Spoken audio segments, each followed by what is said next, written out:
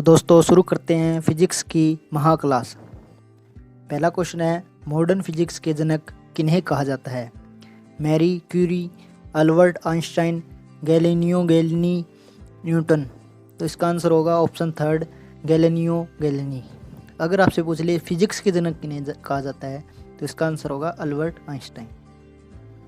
इन्होंने टेलीस्कोप की खोज की थी। दूसरा क्वेश्चन है, सनराइज और सनसेट यानी सूर्योदय और सूर्यास्त के समय सूर्य का रंग लाल क्यों दिखाई देता है? पहला ऑप्शन है, सूर्य का असली रंग लाल होता है। स्कैटरिंग ऑफ लाइट होती है, एस्पेक्ट रेड, मतलब रेड को छोड़कर सभी लाइटें फैल जाती है। स्कैटरिंग ऑफ रेड लाइट फैल जाती है। लाल रंग की वेवलेंथ ज़्यादा होती है। तो इसका जो सही आंसर होगा वो option second, scattering of light except red को छोड़कर सभी फैल जाती है, इसलिए रेड दिखाई देता है। तीसरा क्वेश्चन है, लड़की की आवाज़ पतली किस कारण होती है? उसकी ध्वनि की फ्रीक्वेंसी ज़्यादा होती है, ध्वनि की फ्रीक्वेंसी कम होती है, वेवलेंथ ज़्यादा होती है, एम्पलीट्यूड ज़्यादा होता है। तो इसका जो आंसर होगा वो होगा ऑप्शन फर्स्ट, उसकी ध्वनि की फ्रीक्वेंसी ज़्यादा होती है। यानी फ्रीक्वेंसी जितनी ज़्यादा होगी उतनी ही आवाज़ पतली होगी। चौथा क्वेश्चन है, चलती बस के अचानक रुकने पर यात्रियों का आगे आना न्यूटन के किस लॉ से संबंधित है? या फिर आपसे ये भी पूछ सकता है कि गाड़ी जब चलती है तो यात्रियों का पीछा जाना, या फिर गाड़ी रुकने पर यात्रियों का आगे आना, दोनों न्यूटन के फर्स्ट लॉ से संबंधित है। पांचवा क्वेश्चन है, बैरोमीटर की रीडिंग से कौन सा कथन सही नहीं है? तो जो सही नहीं है वो बताना है आपको। रीडिंग में एकदम गिरावट से तूफान का संकेत, रीडिंग में धीरे धीरे गिरावट से बारिश का संकेत, रीडिंग में धीरे धीरे उछाल से मौसम साफ का संकेत, रीडिंग में एकदम उछाल से ठंड होने का संकेत। तो इनमें से जो गलत है वो है रीडिंग के एकदम उछाल से ठंड होने का संकेत। दोस्तों, बैरोमीटर प्रेशर नापने के काम आता है। छठा क्वेश्चन है, निम्नलिखित में से गलत का चयन कीजिए। दोस्तों, ऐसे क्वेश्चन आपको बहुत मिलेंगे जिनमें से आपको चार ऑप्शनों में से कोई एक जो कि गलत है उसका चूज करना है। इससे ये फ़ायदा है कि बाकी तीनों ऑप्शन बिल्कुल सही होंगे, जिससे आपके क्वेश्चनों की प्रैक्टिस ज़्यादा से ज़्यादा होगी। पहला ऑप्शन है, लालटेन की बत्ती का जलना कैपिलरी एक्शन के कारण होता है। हाइड्रोलिक पंप और ब्रेक्स पास्कल लॉ के कारण होते हैं। ऊंचाई पर गुब्बारे का बड़ा होना, इसमें इनसाइड प्रेशर होता है गुब्बारे का, वो ज़्यादा हो जाता है एक्सटर्नल प्रेशर से। समुद्री जहाज का तैरना सरफेस टेंशन के कारण है। तो इनमें से जो गलत है वो है ऑप्शन फोर्थ, समुद्री जहाज का तैरना। ये सरफेस टेंशन पर नहीं, आर्किमिडीज प्रिंसिपल पर आधारित है, जिसमें बायोंट फोर्स जो कि ऊपर की तरफ लगती है, जो कि शिप के वेट को बैलेंस कर देती है। सातवां क्वेश्चन है, निम्नलिखित में से किसमें वर्क डन 0 होगा? एक खड़ी बस पर धक्का लगाएं पर वह हिले ना, बस को गोल चक्कर में घुमाने पर, या तीनों में? दोस्तों, तीनों कंडीशन में वर्क डन 0 होगा। दोस्तों, वर्क डन होता है फोर्स इनटू में डिस्प्लेसमेंट, मतलब फोर्स लगाने पर कुछ ना कुछ डिस्प्लेसमेंट होनी ही चाहिए। अगर डिस्प्लेसमेंट नहीं हुई तो उस फोर्स का कोई फ़ायदा नहीं, वर्क डन 0 ही होगा।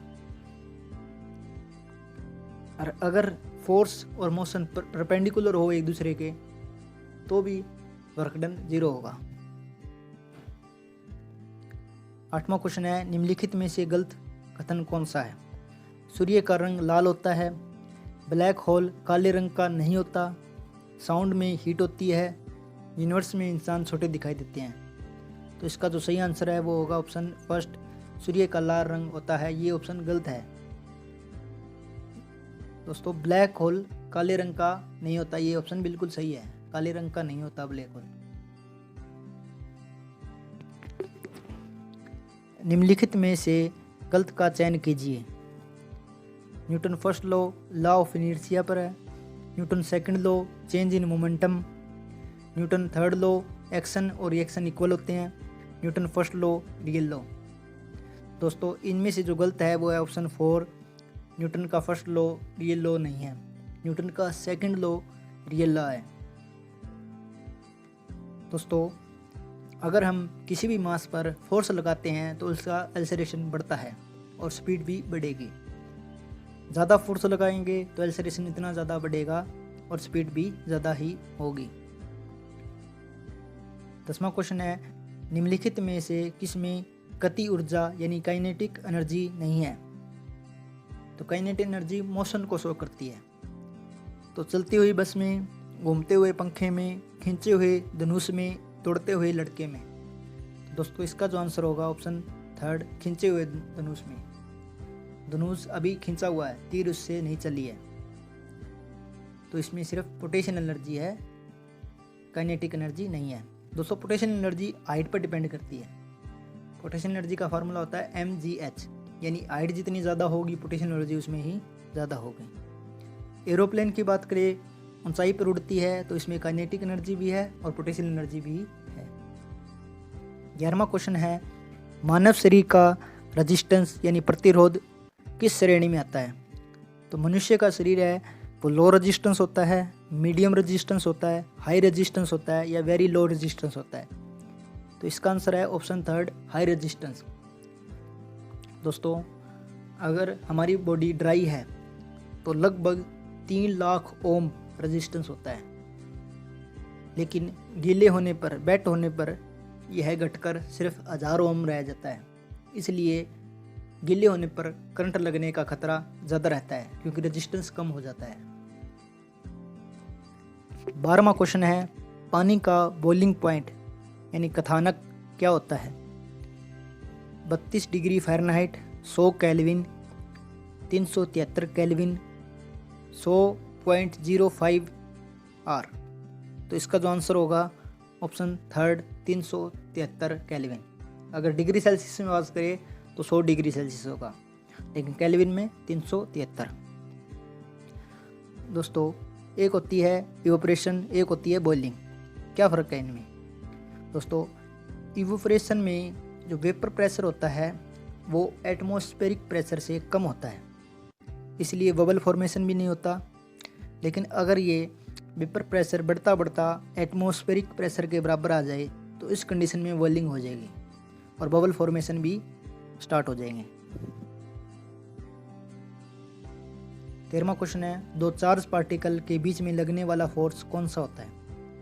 Electrostatic force, magnetic force, frictional force, nuclear force. तो इसका आंसर होगा इलेक्ट्रोस्टैटिक फोर्स। दोस्तों कंघे और कागज़ अगर दोनों को रगड़कर आपस में टच करें तो एक दूसरे को अट्रैक्ट कर लेंगे। तो ये जो फोर्स है ना, ये दो चार्ज पार्टिकल के बीच में का फोर्स है, इलेक्ट्रोस्टैटिक फोर्स है ये। 14वां क्वेश्चन है, यदि वैक्यूम यानी निर्वात में एक हल्की व एक भारी वस्तु को एक साथ ऊपर से गिराया जाए तो कौन सी वस्तु पहले पहुंचेगी? भारी वाली वस्तु, हल्की वाली वस्तु, दोनों एक साथ ऊपर ही रह जाएगी? तो इसका आंसर है दोनों एक साथ। तो दोस्तों अगर वैक्यूम में गिराया जाए तो दोनों सेम स्पीड पर सेम टाइम पर नीचे पहुंचेगी, लेकिन एयर में गिराया जाए तो जो भारी वस्तु है वो पहले आ जाएगी, हल्की वस्तु है वो बाद में आएगी नीचे। 15वां क्वेश्चन है, पानी की बर्फ़ बनने पर उसकी वॉल्यूम कितने प्रतिशत तक बढ़ जाती है? दोस्तों पानी जब बर्फ़ में कन्वर्ट होता है तो उसकी वॉल्यूम बढ़ती है, और कितने परसेंट बढ़ती है? तो इसका आंसर होगा 9%। दोस्तों अगर बर्फ़ की वॉल्यूम बढ़ेगी तो डेंसिटी कम हो जाएगी, तो डेंसिटी कम होती है बर्फ़ की पानी के कंपैरिजन में, इसलिए बर्फ़ पानी पर तैरती है। अब जानते हैं कि फ्रीज होने पर वॉल्यूम क्यों बढ़ती है, यानी बर्फ़ की वॉल्यूम पानी से ज़्यादा क्यों होती है। तो दोस्तों पानी में H2O के मॉलिक्यूल्स के बीच में हाइड्रोजन बॉन्डिंग होती है, जो कि इनरेगुलर और इनस्टेबल होती है।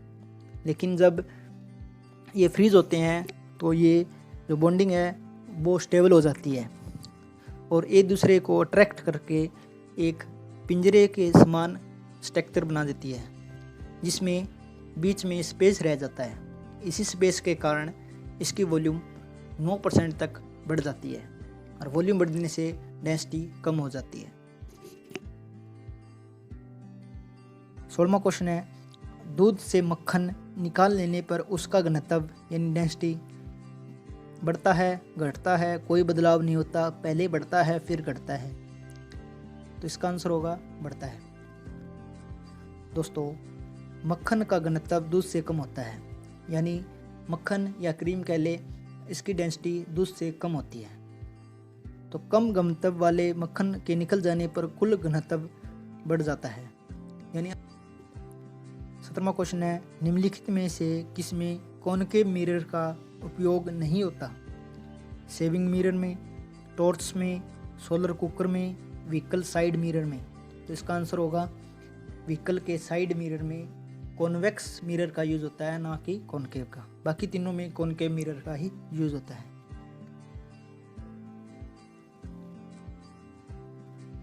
18वां क्वेश्चन है, पृथ्वी पर वायुमंडल ना होने पर आकाश का रंग कैसा होगा? नीला, सफेद, काला, लाल? तो आपका जो आंसर होगा वो होगा काला। दोस्तों, सभी जो रंग है वो एटमॉस्फेरिक की ही देन है। यूनिवर्स का रंग काला होता है। 19वां क्वेश्चन है, ट्रांसफॉर्मर में कौन सा तेल डाला जाता है? डीजल, मिट्टी का तेल, नेफ्ता तेल, काला तेल? तो इसका आंसर होगा नेफ्ता तेल, जो कि एक मिनरल ऑयल है। ये ट्रांसफॉर्मर में कूलिंग का काम करता है, साथ ही ये तेल इंसुलेटर होता है। 20वां क्वेश्चन है, निम्नलिखित में से ऊष्मा यानी हीट का अच्छा चालक कौन सा है? तांबा, सोना, चांदी, एल्युमिनियम? तो इसका आंसर होगा चांदी। अगर बात करें गुड कंडक्टर और पुअर कंडक्टर यानी इंसुलेटर की, तो silver, copper, aluminium, brass, iron, lead, stainless steel, इनमें से हीट बहुत जल्दी पास होती है, जबकि vacuum, air, styrofoam, body fat, cork, water, गिलास, ये हीट के बैड कंडक्टर हैं।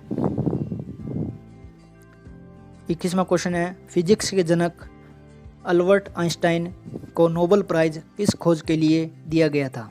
थ्योरी ऑफ रिलेटिविटी, जो कि E=mc² है, photoelectric cell, scattering of light, refracting telescope?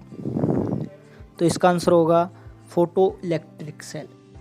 दोस्तों, अल्बर्ट आइंस्टाइन फिजिक्स के जनक थे, लेकिन इन्हें जो नोबेल पुरस्कार दिया गया वो इनकी थ्योरी ऑफ रिलेटिविटी के कारण नहीं, बल्कि फोटो इलेक्ट्रिक सेल की खोज करने के कारण मिला था। दोस्तों, फोटो इलेक्ट्रिक सेल्स में जब सनलाइट फोटो इलेक्ट्रिक सेल पर पड़ती है तो जहाँ से इलेक्ट्रॉन एमिट होते हैं। 22वां क्वेश्चन है, सर CV रमन, जो कि एक भारत के वैज्ञानिक थे, को किस प्रयोग के लिए नोबेल प्राइज दिया गया था? Reflection of light, refraction of light, scattering of light, diffraction of light? तो इसका आंसर होगा स्कैटरिंग ऑफ लाइट, यानी प्रकाश का बिखराव। इस कारण इन्हें नोबेल प्राइज़ दिया गया था। इन्होंने 1920 में स्पेक्ट्रोग्राफ की खोज की थी। 23वां क्वेश्चन है, समुद्र का रंग नीला क्यों दिखाई देता है? आसमान नीला होने के कारण, हाई वेवलेंथ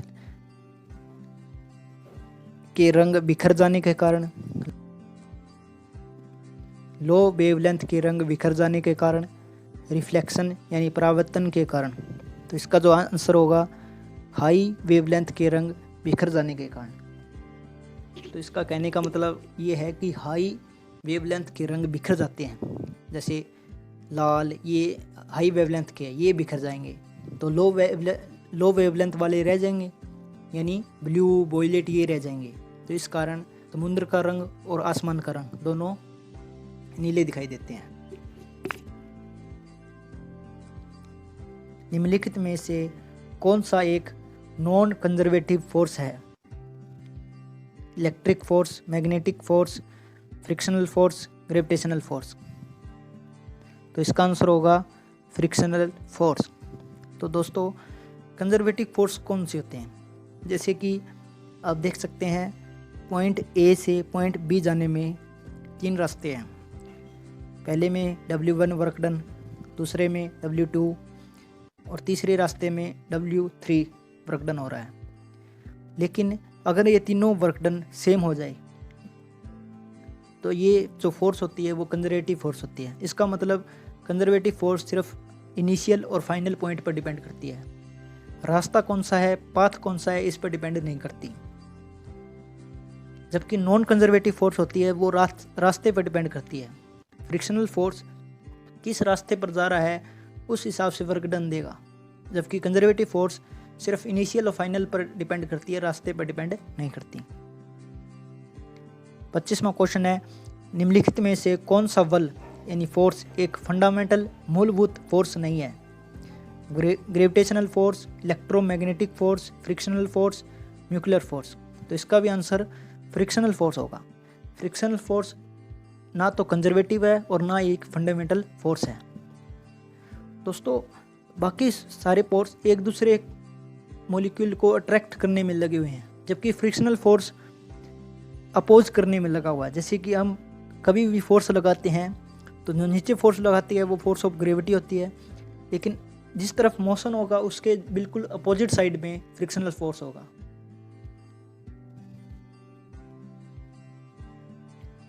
छब्बीसवां क्वेश्चन है, सबसे ज़्यादा रेजिस्टेंस किस में होता है?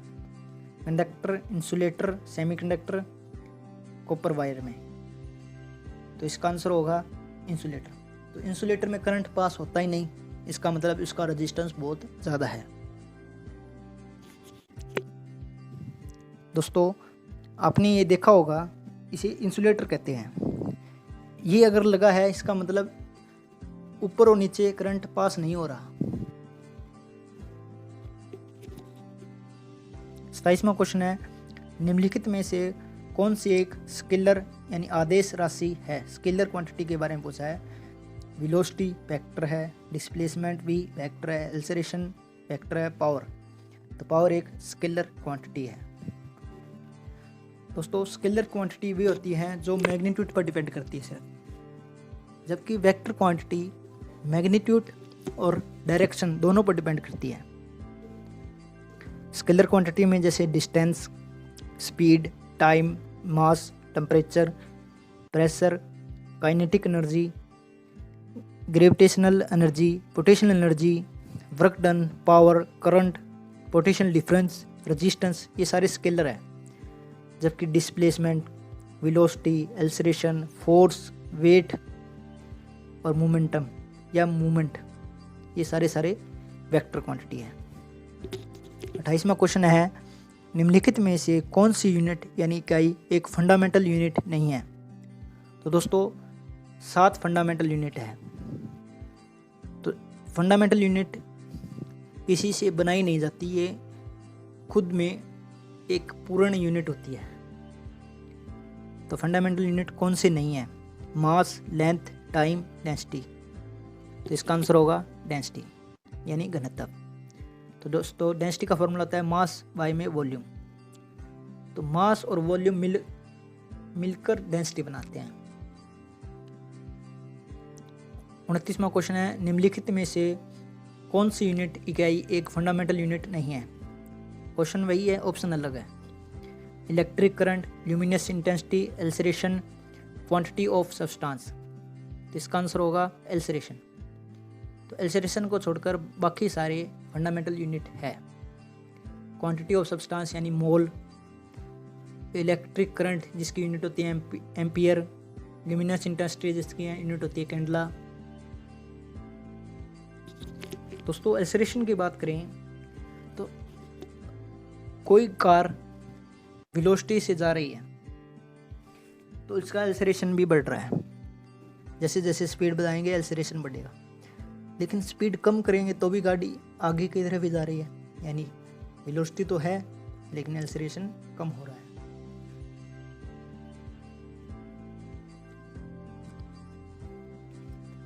तीसवां क्वेश्चन है, निम्नलिखित में से कौन सी यूनिट एक फंडामेंटल यूनिट है? इस बार है वो पूछा है। Solid angle, temperature, area, energy. तो इसका आंसर होगा टेम्परेचर। तो टेम्परेचर जिसकी यूनिट होती है केल्विन, ये एक फंडामेंटल यूनिट है।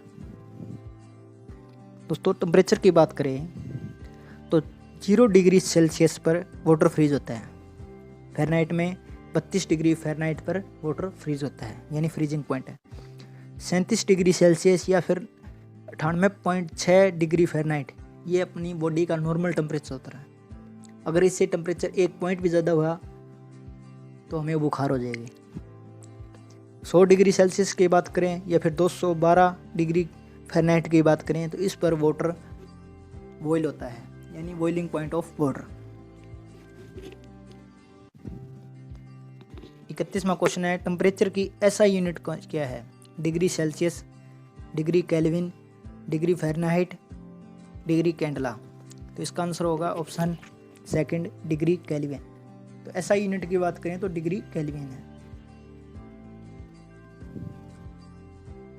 ये दे रखा है कि फ्रीजिंग पॉइंट ऑफ वाटर, तो 0 डिग्री सेल्सियस कह लो, 32 डिग्री फ़ारेनहाइट कह लो, या 273.15 केल्विन कह लो, तीनों एक ही बात है। इन तीनों का कन्वर्जन आपको याद रखना है। जैसे कि डिग्री सेल्सियस दे रखा हो तो इसमें 273.15 जोड़ देंगे तो डिग्री केल्विन हो जाएगा।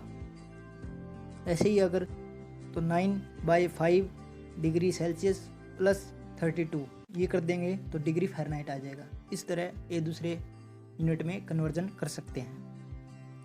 32वां क्वेश्चन है, निम्नलिखित में से गलत का चयन कीजिए।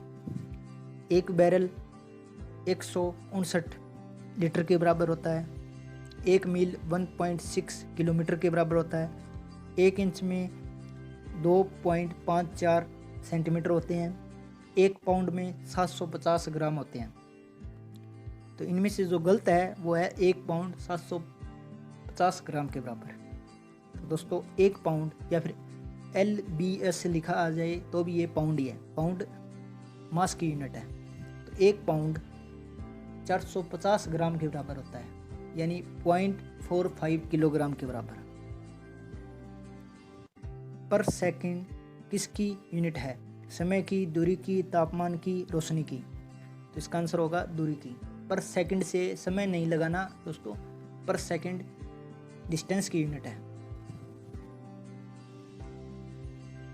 ये अंतरिक्ष में दूर स्थित बड़े बड़े तारों, उल्कापिंड, उपग्रहों, ग्रहों की डिस्टेंस नापने के लिए यूज की जाती है।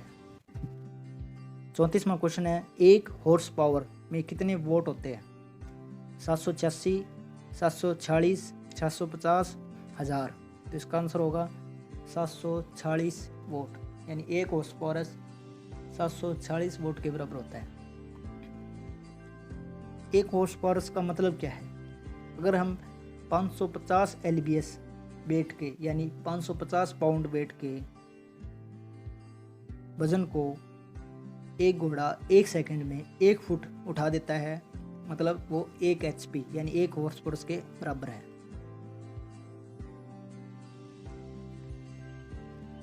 पैंतीसवां क्वेश्चन है, व्हीटस्टोन ब्रिज किसको मापने के काम आता है? Current, voltage, resistance, energy.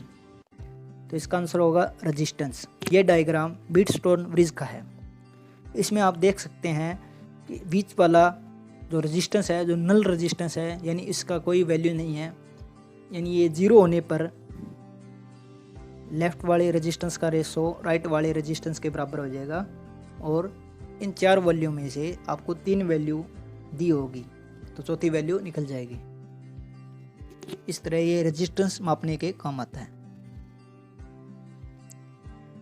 36वां question है, यदि किसी वायर यानी तार को खींचकर उसकी लंबाई को 2 गुना कर दिया जाए तो बताओ रेजिस्टेंस यानी प्रतिरोध कितना हो जाएगा?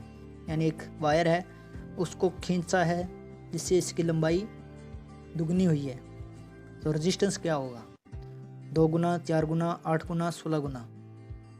तो आपका जो आंसर होगा 4 गुना। कैसे दोस्तों?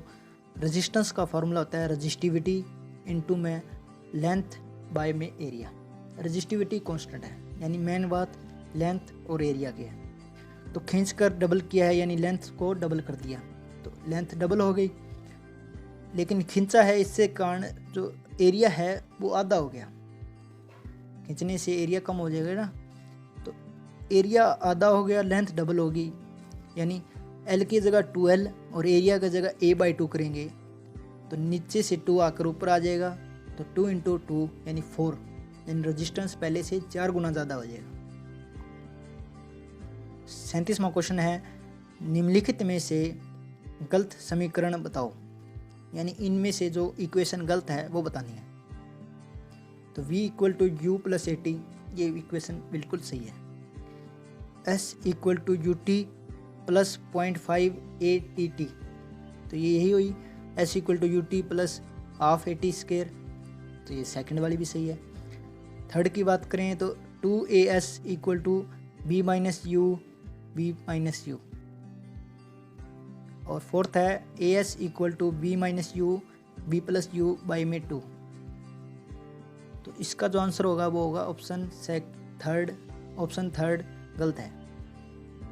तो दोस्तों ऑप्शन फोर्थ की बात करें तो 2 इस तरफ आ जाएगा, तो 2AS हो जाएगा, B - U B + U, यानी A - B और A + B, ये होता है A² - B², तो 2AS = B² - U², ये भी बिल्कुल सही हो जाएगा। ये 3 इक्वेशन है। S = UT + ½ AT², B² - U² = 2AS, B = U + AT। दोस्तों इससे आपको न्यूमेरिकल भी पूछे जा सकते हैं।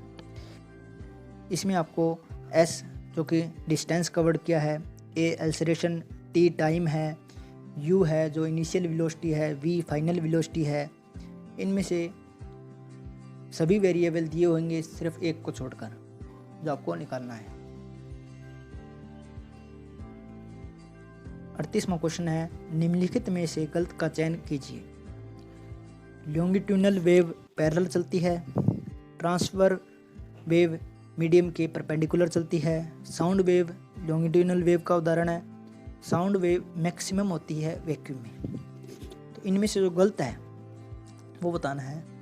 तो ऑप्शन 4 साउंड वेव मैक्सिमम होती है वैक्यूम में, ये बात बिल्कुल गलत है, जबकि वैक्यूम में साउंड वेव होती नहीं है। अगर अंतरिक्ष में चले जाएं तो वहाँ एक दूसरे की आवाज़ नहीं सुन सकते, वहाँ पर एयर नहीं है, तो साउंड वेव को चलने के लिए मीडियम की जरूरत होती है, वहाँ पर कोई मीडियम नहीं है, इसलिए साउंड वेव वहाँ पर 0 हो जाएगी।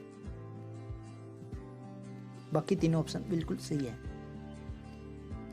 39वां क्वेश्चन है, वह कम से कम वेलोसिटी जिस पर पृथ्वी से यदि कोई वस्तु ऊपर की तरफ फेंकी जाए ताकि वह पृथ्वी के गुरुत्वीय क्षेत्र को ही पार करके पृथ्वी को छोड़कर अंतरिक्ष में चली जाए, उसे डैश कहते हैं। यानी ऐसी वेलोसिटी जिससे फेंके कोई भी वस्तु तो वो पृथ्वी के ग्रेविटेशनल को ही छोड़कर दूर चली जाए, तो ऐसी वेलोसिटी को कहते हैं escape velocity, critical velocity, terminal velocity, orbital velocity. तो इसका जो आंसर होगा ऑप्शन ए एस्केप वेलोसिटी, यानी पलायन वेग।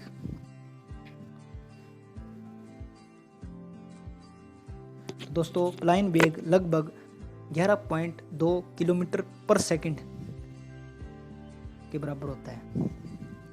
दोस्तों अगर हम कम स्पीड से फेंकेंगे तो स्लो यानी कुछ दूरी पर जाएगा, फास्टर फेंकेंगे कुछ और ज़्यादा दूरी पर चले जाएगा, लेकिन ऑर्बिटल वेलोसिटी पे फेंक दें तो ये घूमने लगेगा बार बार पृथ्वी के, लेकिन एस्केप वेलोसिटी के करें तो घूमेगा नहीं, ये बाहर ही चले जाएगा, अंतरिक्ष में ही चले जाएगा।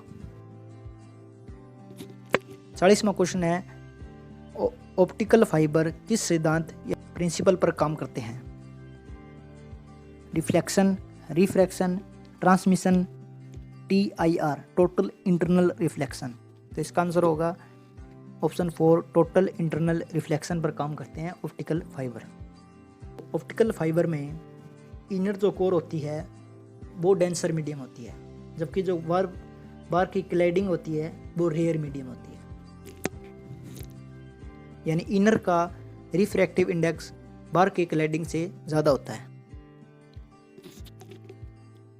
41वां क्वेश्चन है, प्लेन मिरर की फोकल लेंथ कितनी होती है? -1, +1, 0, इन्फिनिटी। तो दोस्तों प्लेन मिरर की फोकल लेंथ इन्फिनिटी होती है। 42वां क्वेश्चन है, निम्नलिखित में से गलत का चयन कीजिए। तापमान बढ़ जाने पर ध्वनि की चाल ज़्यादा हो जाती है। प्रेशर यानी दाब कम करने से ध्वनि की चाल ज़्यादा हो जाती है। ह्यूमिडिटी यानी नमी ज़्यादा होने से ध्वनि की चाल ज़्यादा हो जाती है। डेंसिटी यानी घनत्व कम होने पर ध्वनि की चाल ज़्यादा हो जाती है। तो इनमें से जो गलत है वो है ऑप्शन सेकंड, प्रेशर कम करने से ध्वनि की चाल ज़्यादा हो जाती है। दोस्तों, ध्वनि की चाल यानी साउंड की स्पीड प्रेशर पर डिपेंड नहीं करती। प्रेशर कम हो ज़्यादा हो इससे कोई लेना देना नहीं है। दोस्तों, ऐसे क्वेश्चन में आपको देखो एक ऑप्शन गलत हुआ लेकिन बाकी तीनों आपको पता चल गई। अब देखते हैं साउंड की जो स्पीड होती है वो होती है लगभग 330 मीटर पर सेकेंड। टेम्परेचर बढ़ाएंगे तो साउंड जल्दी यानी तो साउंड की स्पीड बढ़ेगी। प्रेशर पर साउंड की स्पीड नहीं डिपेंड करती। और अगर ये बात करें तो सॉलिड में साउंड की स्पीड सबसे ज़्यादा होती है, फिर लिक्विड की बारी आती है, फिर एयर की यानी गैस की बारी आती है। कभी भी बारिश के मौसम में लाइटिंग होती है यानी बिजली चमकती है तो पहले बिजली चमकनी दिखती है लेकिन साउंड उसके बाद में आती है। तो लगभग 3 सेकंड का गैप होता है इसमें। 43वां क्वेश्चन है, वेव लेंथ को किस में मापा जाता है? तो इसका आंसर होगा ऑप्शन सेकंड, एंगस्ट्रॉम। तो दोस्तों, 1 एंगस्ट्रॉम यानी 10⁻⁻10 मीटर के बराबर होता है। अगर नैनोमीटर की बात करें तो 1 एंगस्ट्रॉम 0.1 नैनोमीटर के बराबर होता है। 44वां क्वेश्चन है, निम्नलिखित में से गलत का चयन कीजिए। तो आइसोथर्मल प्रोसेस में टेम्परेचर कांस्टेंट रहता है। आइसोबारिक में प्रेशर कांस्टेंट रहता है। आइसोक्रोनिक में वॉल्यूम कांस्टेंट रहती है। एडियाबैटिक में एटमॉस्फेरिक प्रेशर और टेम्परेचर कांस्टेंट रहता है। तो इनमें से जो गलत है वो है ऑप्शन 4, एडियाबैटिक में एटमॉस्फेरिक प्रेशर और टेम्परेचर कांस्टेंट नहीं रहता, जबकि जो हीट होती है वो 0 हो जाती है। बाकी तीनों ऑप्शन सही है। दोस्तों, अगर हम प्रेशर और वॉल्यूम के बीच में ग्राफ बनाएं तो इसमें adiabatic compression, isothermal expansion, adiabatic expansion और आइसोथर्मल कंप्रेशन 4 प्रोसेस इंक्लूड होती है। 45वां क्वेश्चन है, इंजन की क्षमता यानी एफिशिएंसी से कौन सी इक्वेशन सही है? तो सही है वो बताना है आपको। एफिशिएंसी का फॉर्मूला होता है 1 - T2 बाय में T1 या फिर Q2 बाय में Q1 -1 या फिर आउटपुट बटा में इनपुट। तो तीनों ही सही है। तीनों ही इंजन की एफिशिएंसी निकालने के फॉर्मूले हैं। इसमें Q का मतलब हीट है, T का मतलब टेम्परेचर है। 46वां क्वेश्चन है, निम्नलिखित में से गलत का चयन कीजिए। तो इलेक्ट्रोस्टैटिक में चार्ज स्टैटिक रहता है यानी स्थिर रहता है। तो स्टैटिक हो गया, इसका मतलब चार्ज तो स्थिर है ही है। चार्ज कभी नेगेटिव नहीं हो सकता। चार्ज की यूनिट कूलम्ब है। चार्ज कंजर्वेटिव नेचर का होता है। तो इनमें से जो गलत है वो है ऑप्शन सेकंड, चार्ज कभी नेगेटिव नहीं हो सकता। तो दोस्तों, R.A. मिल्कन ने जो ऑयल ड्रॉप एक्सपेरिमेंट किया था उसमें इलेक्ट्रॉन का चार्ज निकाला था जिसकी वैल्यू -1.6 × 10⁻⁻19 कूलम्ब आई थी, यानी इलेक्ट्रॉन का चार्ज नेगेटिव में आया था। तो ऑप्शन सेकंड गलत है। 47वां क्वेश्चन है, रजिस्टिविटी या फिर स्पेसिफिक रेजिस्टेंस की यूनिट क्या है? तो रजिस्टिविटी कह लो या स्पेसिफिक रेजिस्टेंस कह लो, दोनों एक ही चीज़ है। इसकी जो यूनिट होती है वो होती है ओम मीटर। दोस्तों, रेजिस्टेंस का फॉर्मूला आपको पता है, रजिस्टिविटी इनटू में लेंथ बाय में एरिया। अगर रजिस्टिविटी के फॉर्मूला निकालेंगे तो रेजिस्टेंस एरिया ऊपर आ जाएगा और लेंथ नीचे आ जाएगी। रेजिस्टेंस की यूनिट है ओम आगे बात करें तो एरिया होता है लेंथ इंटू में ब्रेथ, यानी 2 लेंथ हो गई और नीचे एक लेंथ से एक लेंथ कट तो एक लेंथ रह गई यानी मीटर रह गई, तो ओम मीटर इसकी यूनिट है। 48वां क्वेश्चन है निम्नलिखित में से गलत का चयन कीजिए। तो इनमें से जो गलत है वो बताना है आपको। तापमान कम करने से कंडक्टर का रेजिस्टेंस कम होता है, तापमान ज़्यादा करने से सेमीकंडक्टर का रेजिस्टेंस कम होता है। इंसुलेटर के लिए अल्फ़ा यानी टेम्परेचर कोफिशिएंट की वैल्यू नेगेटिव होती है। किसी तार की लंबाई बढ़ाने पर उसकी रजिस्टिविटी बढ़ जाती है। तो इनमें से जो गलत है वो है ऑप्शन 4, किसी तार की लंबाई बढ़ाने पर रजिस्टिविटी बढ़ जाती है। रजिस्टिविटी मटेरियल पर डिपेंड करती है, लंबाई एरिया बढ़ाने पर रजिस्टिविटी का कोई फ़र्क नहीं पड़ता, वो रेजिस्टेंस में पड़ता है, रजिस्टिविटी कांस्टेंट होती है। तो अगर कोई भी कंडक्टर यानी चालक मटेरियल है उसका अगर हम तापमान कम कर देंगे यानी तापमान कम करते गए तो उसकी कंडक्टिविटी बढ़ेगी यानी रेजिस्टेंस घटेगा, याद रखना। और सेमीकंडक्टर में उल्टा होता है, अगर सेमीकंडक्टर में हम टेम्परेचर कम करते गए तो रेजिस्टेंस बढ़ना शुरू हो जाएगा।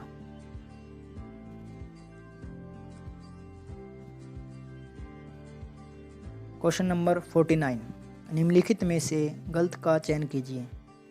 जो नेचुरल मैग्नेट होती है वो मैग्नेटाइड होती है यानी Fe3O4।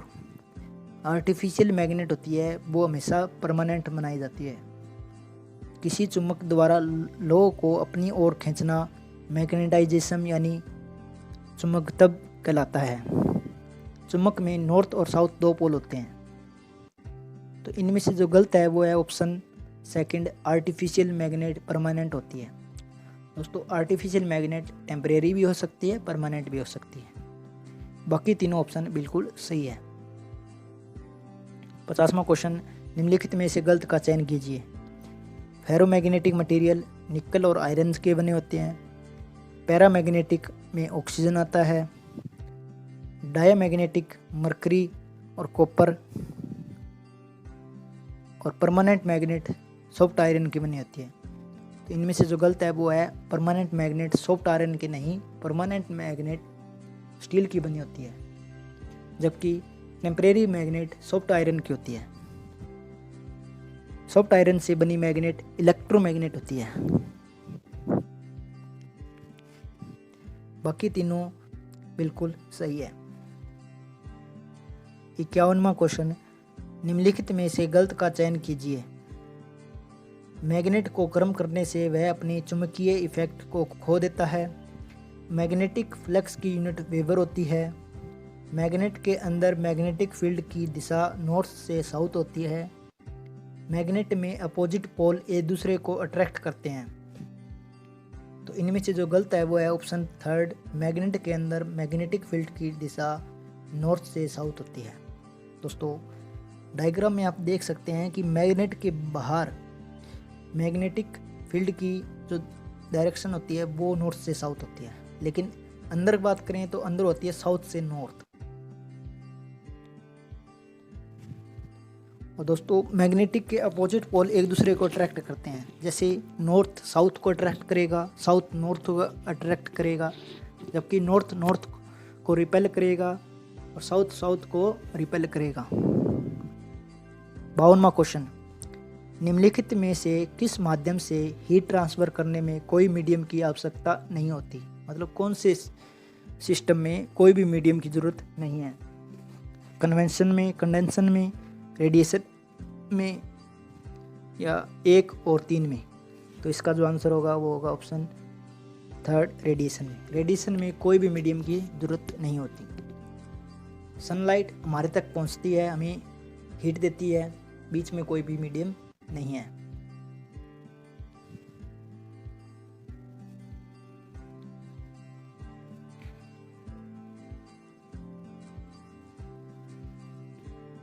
तिरपनवां क्वेश्चन, निम्नलिखित में से कौन सा लॉ ऊर्जा के संरक्षण यानी एनर्जी कंजर्वेशन पर आधारित है।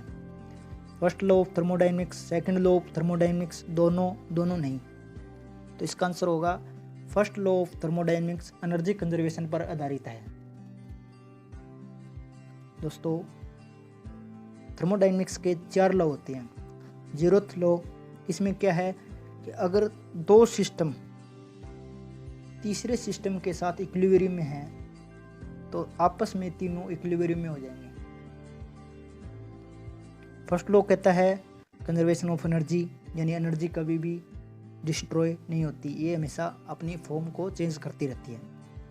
सेकंड लॉ कहता है कि entropy of isolated system is always increase. Entropy एक प्रकार की फ्रीडम होती है जो हमेशा आइसोलेटेड सिस्टम की इंक्रीज होती रहती है। थर्ड लॉ कहता है कि अगर एब्सोल्यूट जीरो टेम्परेचर आ गया यानी 0 केल्विन आ गया, उस समय एंट्रोपी कांस्टेंट हो जाएगी। 54वां क्वेश्चन है, कौन सा कार्य फ्रिक्शनल फोर्स से संबंधित नहीं है? कॉपी पर लिखना, जमीन पर चलना, केले के छिलके पर फिसलना, पानी का पहाड़ से नीचे गिरना। तो फ्रिक्शनल फोर्स पर संबंधित कौन सा नहीं है? पानी का पहाड़ से नीचे गिरना। तो दोस्तों पानी का पहाड़ से नीचे गिरना ग्रेविटेशनल फोर्स के कारण होता है। सेब का वृक्ष से गिरना ग्रेविटेशनल फोर्स। 55वां क्वेश्चन, निम्नलिखित में से गलत का चयन कीजिए। सेंट्रीफ्यूगल फोर्स यानी अपकेंद्रीय बल सेंटर से दूर लगता है। सेंट्रीपिटल फोर्स अभिकेंद्रीय बल सेंटर की तरफ लगता है। धागे के अंदर तनाव सेंट्रीफ्यूगल फोर्स है। इलेक्ट्रॉन का सर्कुलर ऑर्बिट में घूमना सेंट्रीपिटल फोर्स है। तो इनमें से जो गलत है वो है धागे के अंदर तनाव सेंट्रीफ्यूगल फोर्स। तो दोस्तों अगर हम धागे के कोई बॉल मानकर घुमाते हैं तो धागे के अंदर जो फोर्स लगता है, जो टेंशन आती है यानी अंदर की तरफ आती है, यानी वो सेंट्रीपिटल फोर्स होता है, ना कि सेंट्रीफ्यूगल फोर्स। निम्नलिखित में से कौन सी एक यांत्रिक तरंग नहीं है, यानी मैकेनिकल वेव नहीं है? ध्वनि, भूकंपीय तरंग, रस्सी में कंपन, प्रकाश तरंग। तो दोस्तों प्रकाश तरंग यानी लाइट वेव एक मैकेनिकल वेव नहीं है, ये एक इलेक्ट्रोमैग्नेटिक वेव है।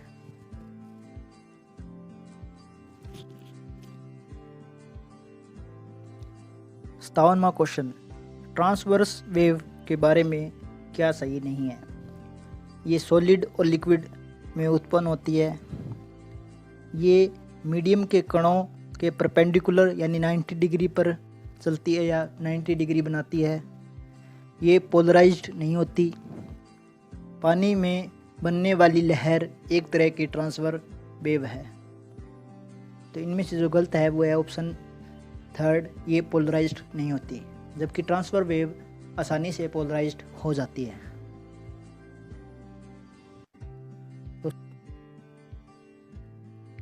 दोस्तों कोई भी ट्रांसफर वेव को पोलराइजर फिल्टर में से गुजारा जाए तो यह पोलराइज्ड हो जाएगी। यानी पहले अगर इसकी 2 प्लेन या 3 प्लेन में डायरेक्शन थी तो एक सिंगल प्लेन में आ जाएगी। 58वां क्वेश्चन, मैग्नेटिक फ्लक्स डेंसिटी की एसआई यूनिट क्या है? Weber, Tesla, gasoline, Maxwell. तो इसका आंसर होगा टेस्ला। तो मैग्नेटिक फील्ड डेंसिटी की यूनिट होती है टेस्ला। अगर मैग्नेटिक फील्ड डेंसिटी एरिया यानी क्रॉस सेक्शनल एरिया के परपेंडिकुलर होगी तो मैक्सिमम फ्लक्स देगी, जबकि अगर ये पैरेलल हो जाएगी तो मिनिमम फ्लक्स ऑब्टेन होगी।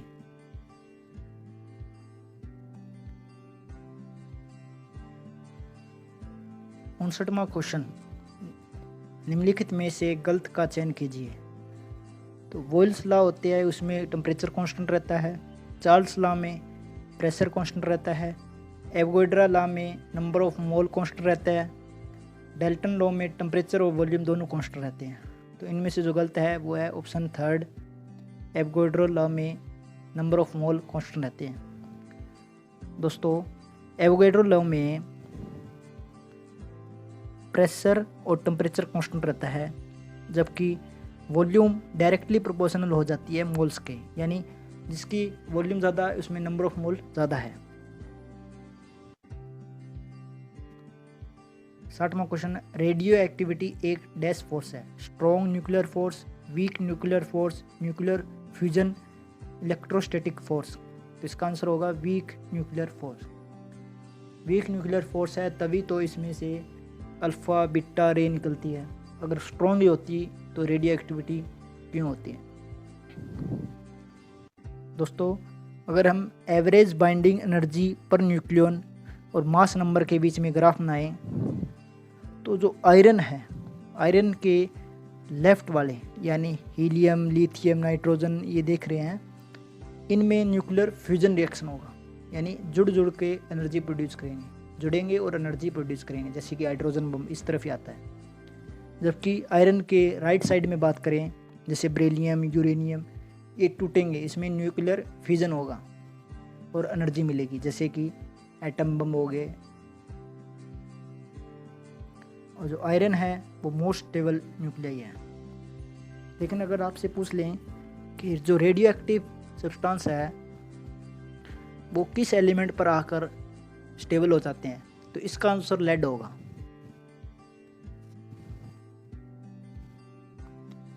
इकसठवां क्वेश्चन, निम्नलिखित में से गलत का चयन कीजिए। तो इनमें से जो गलत है वो बताना है आपको। जी यानी ग्रेविटेशनल कांस्टेंट, इसकी वैल्यू होती है 6.67 इंटू 10⁻⁻11 न्यूटन मीटर स्क्वायर पर केजी स्क्वायर। स्मॉल जी यानी ग्रेविटी वो होती है 9.8 मीटर सेकेंड स्क्वायर अर्थ पर। जी इक्वल टू होता है जी इंटू में मास ऑफ अर्थ बाय में रेडियस ऑफ अर्थ का स्क्वायर।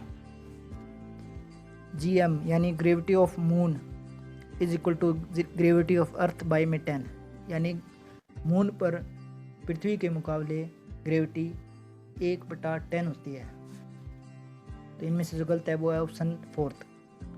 दोस्तों, मून पर जो ग्रेविटी है वो पृथ्वी से 1/6 होती है, ना कि 1/10। दूसरी बात, वेट और मास की बात करें तो वेट चेंज होता है, मास कभी भी चेंज नहीं होता। जैसे मास 10 kg अर्थ पर, तो मून पर भी 10 kg होगा मास, और स्पेस में चले जाएं, अंतरिक्ष में चले जाएं तो भी 10 kg होगा, लेकिन वेट चेंज होगा। अगर मास 10 kg है तो वेइंग स्केल पर देखें पृथ्वी पर तो 10 आ गया, लेकिन वही अगर मून पर जाएंगे तो उसका 1/6 हो जाएगा, यानी 1.6 kg। अगर स्पेस में चले जाएंगे तो वहाँ पर कोई ग्रेविटी नहीं है, यानी G0 यानी वेट 0 हो जाएगा, 0 न्यूटन। अगर अर्थ पर बात करें, मास 10 kg है, वेट निकलना है तो 9.8 से मल्टीप्लाई करना पड़ेगा, यानी 98 न्यूटन हो जाएगा। 5वां क्वेश्चन, जी का मान किस पर निर्भर करता है, यानी ग्रेविटी किस पर निर्भर करती है? पिंड के आकार पर, पिंड के शेप पर, दोनों पर नहीं। तो दोस्तों, पिंड यानी ग्रह कह लो या पिंड कह लो या उपग्रह कह लो, इनके साइज, शेप इन पर डिपेंड नहीं करती। दोस्तों, अगर हम ग्रेविटेशनल कांस्टेंट यानी जो कैपिटल जी है और ग्रेविटेशनल एक्सेलरेशन यानी स्मॉल जी के बीच में डिफरेंस की बात करें तो पहला डिफरेंस तो इनकी वैल्यू अलग अलग है। दूसरा, ग्रेविटेशनल कांस्टेंट यानी कैपिटल जी एक स्केलर क्वांटिटी है, जबकि ग्रेविटी एक वेक्टर क्वांटिटी है। जी हमेशा कांस्टेंट रहता है, लेकिन जी स्मॉल जी है वो वेरी करता है, और अर्थ पर भी वेरी करता है। इसकी यूनिट होती है न्यूटन मीटर स्क्वायर पर केजी स्क्वायर, और इसकी यूनिट होती है मीटर पर सेकंड स्क्वायर, यानी एक्सेलरेशन की यूनिट होती है। 63वां क्वेश्चन, लॉ ऑफ रिफ्लेक्शन यानी परावर्तन के नियम से संबंधित नहीं है। Angle of incident angle of reflection के बराबर होता है, म्यू साइन आई बटा में साइन आर के बराबर होता है। इंसिडेंट रे, रिफ्लेक्टेड रे और नॉर्मल रे तीनों एक ही प्लेन में होते हैं। इंसिडेंट और reflected angle is angle from the normal line, यानी नॉर्मल लाइन से खींचे गए एंगल है ये। तो इनमें से जो गलत है वो है म्यू इक्वल टू साइन आई बटा में साइन आर। ये जो चीज़ है वो लॉ ऑफ रिफ्रैक्शन में होता है, ना कि रिफ्लेक्शन में। और दोस्तों जो एंगल ऑफ इंसिडेंट और एंगल ऑफ रिफ्लेक्शन है वो नॉर्मल लाइन जो इक्वल लाइन लिख रखी है इसमें यहाँ से लिए जाते हैं, ना कि मिरर के प्लेन से। 64वां क्वेश्चन, यदि दो समतल दर्पण को इस तरह जोड़ा जाए कि दोनों के मध्य का कोण 36 डिग्री बन जाए तो बताओ दोनों के मध्य में खड़े व्यक्ति की इमेज कितनी बनेगी, यानी कितनी इमेज बनेगी।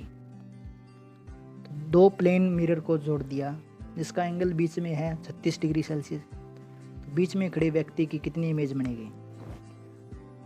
तो इसका आंसर होगा 9। देखते हैं कैसे। नंबर ऑफ इमेज का जो फार्मूला होता है वो होता है 360 डिग्री बाय में एंगल।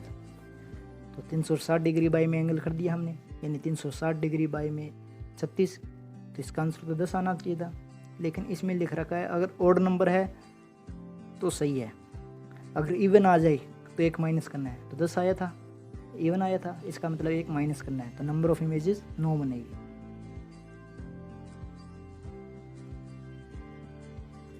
65वां क्वेश्चन, निम्नलिखित में से गलत का चयन कीजिए।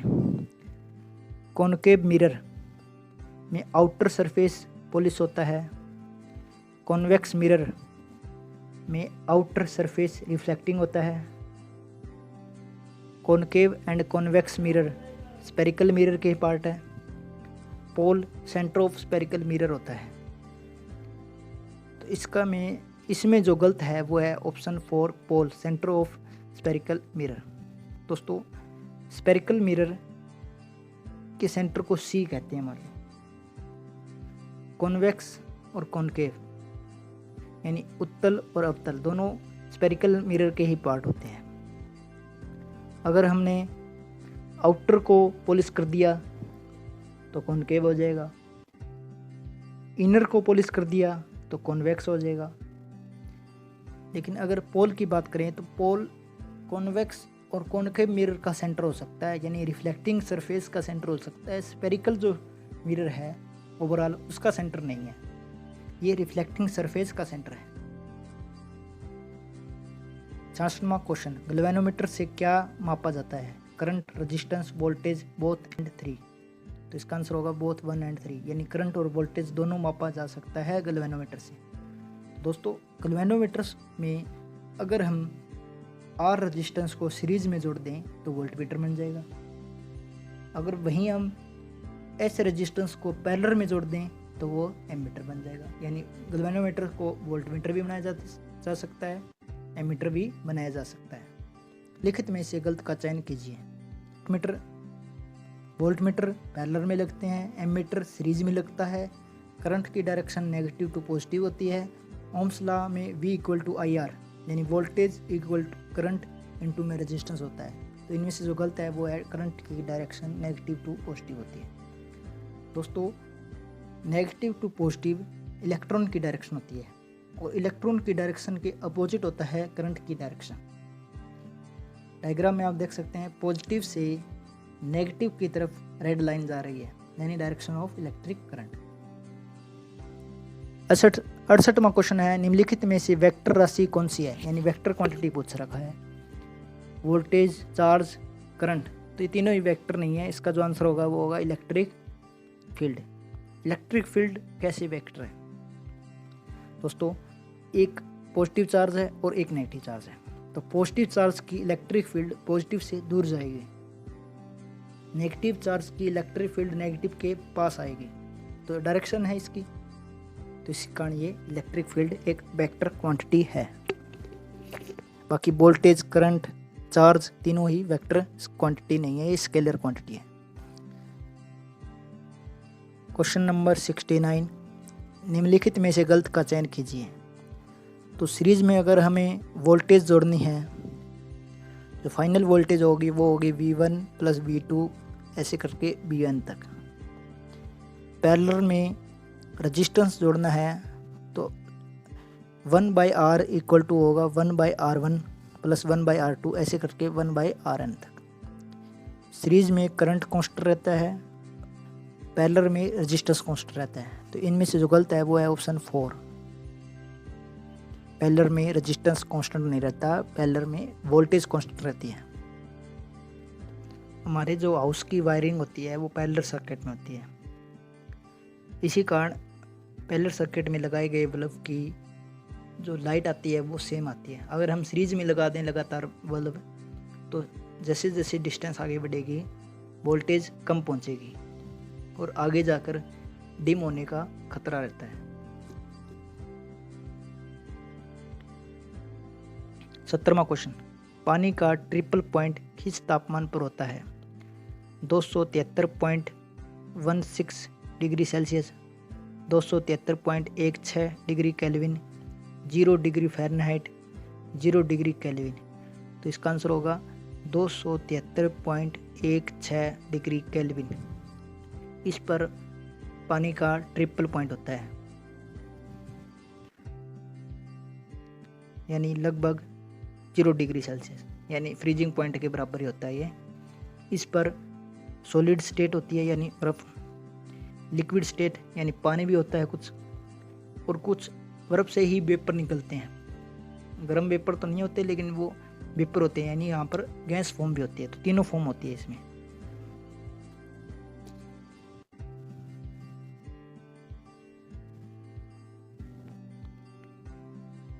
क्वेश्चन नंबर 71, निम्नलिखित में से गलत का चयन कीजिए, कौन सा कथन गलत है? कंडेंसन के दौरान कण एक स्थान से दूसरे स्थान पर आ जाते हैं। कन्वेक्शन गैस व द्रव्य दोनों में संभव है। रेडिएशन में मीडियम की ज़रूरत नहीं होती। सूर्य से धरती का गर्म होना रेडिएशन हीट ट्रांसफ़र का एक उदाहरण है। तो इनमें से जो गलत है वो है ऑप्शन ए, कंडेंसन के दौरान कण एक स्थान से दूसरे स्थान पर आ जाते हैं। दोस्तों, कन्वेंशन में एक स्थान से दूसरे स्थान मॉलिक्यूल या एटम चले जाते हैं, लेकिन कंडेंसन में इनके बीच कोलिजन होता है। जैसे फ्लो ऑफ हीट हो रही है तो कोलिजन के कारण हीट आगे जाती है, एटम का ट्रांसफ़र नहीं होता, और हीट हमेशा हाई टेम्परेचर से लो टेम्परेचर की तरफ जाती है।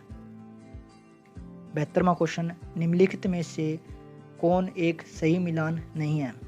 तो EMF का फुल फॉर्म होती है इलेक्ट्रोमोटिव फोर्स, FPS की फुल फॉर्म होती है फूड पास्कल सेकंड, MKS एक फ्रांस सिस्टम है, CGS की फुल फॉर्म होती है सेंटीमीटर ग्राम सेकंड। इनमें से जो गलत है वो है ऑप्शन सेकंड FPS।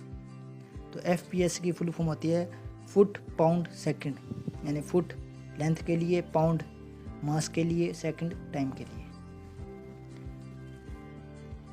73वां क्वेश्चन है, यदि किसी उपग्रह का मास m है और उसका रेवोल्यूशन पीरियड यानी परिक्रमण काल t है, अगर इस उपग्रह का मास m/2 हो जाए तो इसका रेवोल्यूशन पीरियड यानी परिक्रमण काल कितना होगा? यानी मास आधा कर दिया तो रेवोल्यूशन पीरियड कितना होगा? t/2, 2t, t0। तो इसका आंसर होगा t, यानी चेंज नहीं होगा, यानी किसी भी उपग्रह का परिक्रमण काल उसके मास पर डिपेंड नहीं करता। 74वां क्वेश्चन है, जियो स्टेशनरी सैटेलाइट के बारे में गलत कथन कौन सा है? ये पृथ्वी से 36,000 किलोमीटर ऊंचाई पर चक्कर लगाते हैं। ये 24 घंटे में अपना एक चक्कर पूरा करते हैं। इन्हें तुल्यकाली उपग्रह भी कहा जाता है। ये अपनी कक्षा में पूर्व से पश्चिम की ओर चक्कर लगाते हैं। तो इनमें से जो गलत है वो अपनी कक्षा में पूर्व से पश्चिम की ओर चक्कर लगाते हैं। दोस्तों, जियो स्टेशनरी सैटेलाइट पृथ्वी की तरह घूमते हैं, यानी पृथ्वी पश्चिम से पूर्व की ओर घूमती है। इसी प्रकार जियो स्टेशनरी सैटेलाइट पश्चिम से पूर्व की ओर घूमते हैं, यानी दोनों के रिलेटिव स्पीड की बात करें तो वो 0 हो जाएगी, दोनों एक साथ ही घूमेंगे। जैसे आप डायग्राम में देख सकते हैं, जियो स्टेशनरी सैटेलाइट या जियो सिंक्रोनिक सैटेलाइट भी कहते हैं, ये पृथ्वी की डायरेक्शन में घूमते हैं। जैसे पृथ्वी पश्चिम से पूर्व की तरफ जा रही है तो ये भी पश्चिम से पूर्व की तरफ जाएंगे। तो ये केवल एक फिक्स लोकेशन के ऊपर ट्रैक होते हैं, यानी वहीं के बारे में बताएंगे। 24 घंटे में ये घूमती है, 24 घंटे में पृथ्वी घूम जाती है, स्पीड भी सेम। 75वां क्वेश्चन, कौन कोई भी चुंबक का सबसे छोटा कण कौन सा होता है? North pole, south pole, dipole, iron. तो इसका आंसर होगा डाइपोल। अकेला ना तो नॉर्थ होता है ना साउथ होता है। चुंबक को कितना ही तोड़ लो उसके दो पोल बनेंगे, नॉर्थ और साउथ। तो दोनों पोल को एक साथ डाइपोल कहते हैं, यानी north pole south pole, dipole. 76वां क्वेश्चन, धमनी से संबंधित गलत कथन कौन सा है? तो हाई पिच का मतलब है तीखी आवाज होना। पुरुष की धमनी लो पिच की होती है। हाई पिच यानी हाई फ्रीक्वेंसी। इको यानी गूंज केवल बंद जगह पर होती है। तो इनमें से जो गलत है वो है इको केवल बंद जगह पर होती है। इको खुली जगह भी हो सकती है, जैसे पहाड़ों पर आप देखते हो तो खुली जगहों पर भी इको हो सकती है। इको का मतलब है कोई भी चीज़ से, यानी हील्स, यहाँ पर तो दीवार होगी तो पहाड़ से टकरा कर आवाज़ वापस आना, तो ये इको होता है। 77वां क्वेश्चन, निम्नलिखित में से गलत का चयन कीजिए। जो ऑडिबल रेंज है साउंड की वो 20 हर्ट्ज से 20 किलो हर्ट है। ओरिजिनल साउंड और इको साउंड के बीच का अंतरकाल 0.1 सेकंड होता है। रिब्रेशन यानी प्रति ध्वनि खुले स्थान पर होती है। फाइबर बोर्ड इको को कम करते हैं। तो इनमें से जो गलत है वो है रिब्रेशन यानी प्रति ध्वनि खुले स्थान पर होती है। तो प्रति ध्वनि केवल बंद स्थान पर होती है, इको बंद पर भी हो सकती है और खुले पर भी हो सकती है। बाकी तीनों ऑप्शन बिल्कुल सही है। तो इको और रिफ्रैक्शन साउंड्स में आप अंतर देख सकते हैं डायग्राम के माध्यम से। 78वां क्वेश्चन, रिफ्रैक्शन ऑफ लाइट यानी प्रकाश का अपवर्तन से संबंधित कौन सा कथन गलत है? यह सेलेंज लॉ पर आधारित है। रेयर मीडियम में कण दूर दूर होते हैं। पानी एक डेंसर मीडियम है। रेयर से डेंसर जाने में लाइट थोड़ी सी नॉर्मल की लाइन से दूर चली जाती है। इनमें से जो गलत है वो है ऑप्शन थर्ड, पानी एक डेंसर मीडियम है। दोस्तों, किसी भी चीज़ का डेंसर या रेयर होना दूसरी चीज़ पर डिपेंड करता है। जैसे हवा और पानी की बात करें तो इसमें पानी डेंसर हो जाएगा, लेकिन वहीं गिलास यानी कांच और पानी की बात करें तो कांच यानी गिलास ज़्यादा डेंसर होगा पानी के कंपैरिजन में। तो ये कंपैरिजन होता है, ना कि हम फिक्स कह सकते हैं कि पानी एक डेंसर मीडियम है। बाकी तीनों ऑप्शन बिल्कुल सही है। सेलेंज लॉ का मतलब है म्यू इक्वल टू साइन आई बटा में साइन आर।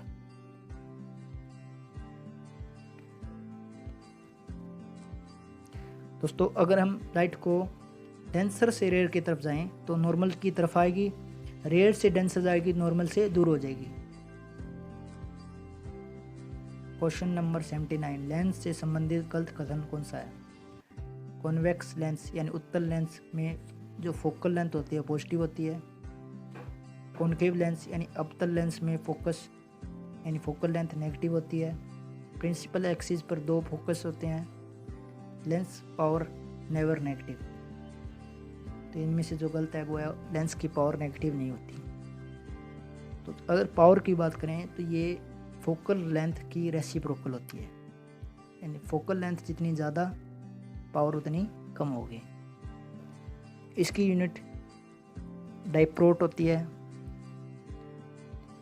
और कॉन्वेक्स लेंस की पावर पॉजिटिव होती है, कॉन्केव लेंस की पावर नेगेटिव होती है। तो पावर नेगेटिव हो सकती है। क्वेश्चन नंबर 80, निम्नलिखित में से कौन सी एक इलेक्ट्रिक फील्ड लाइन की प्रॉपर्टी नहीं है? तो यहाँ पर इलेक्ट्रिक फील्ड लाइंस की प्रॉपर्टी दी गई है। इनमें से जो गलत है वो बतानी है आपको। दो इलेक्ट्रिक फील्ड लाइन एक दूसरे को नहीं काटती। पॉजिटिव चार्ज की इलेक्ट्रिक फील्ड लाइन की दिशा चार्ज से दूर होती है। सिंगल चार्ज की इलेक्ट्रिक फील्ड की लाइन सर्कल शेप बनाती है। चार्ज से दूर जाने पर इलेक्ट्रिक लाइंस घट जाती है। तो इनमें से जो गलत है वो है ऑप्शन थर्ड, सिंगल चार्ज की electric field line circle shape बनाती है। दोस्तों, सिंगल अगर चार्ज है तो इसकी जो शेप बनेगी वो स्पेरिकल बनेगी, यानी 3D बनेगी, ना कि सर्कल। सर्कल 2D का वर्ड है और स्पेरिकल 3D का वर्ड है। तो 3D में बनती है, यानी तीनों दिशाओं में बनती है, यानी तीनों प्लेन्स में बनती है।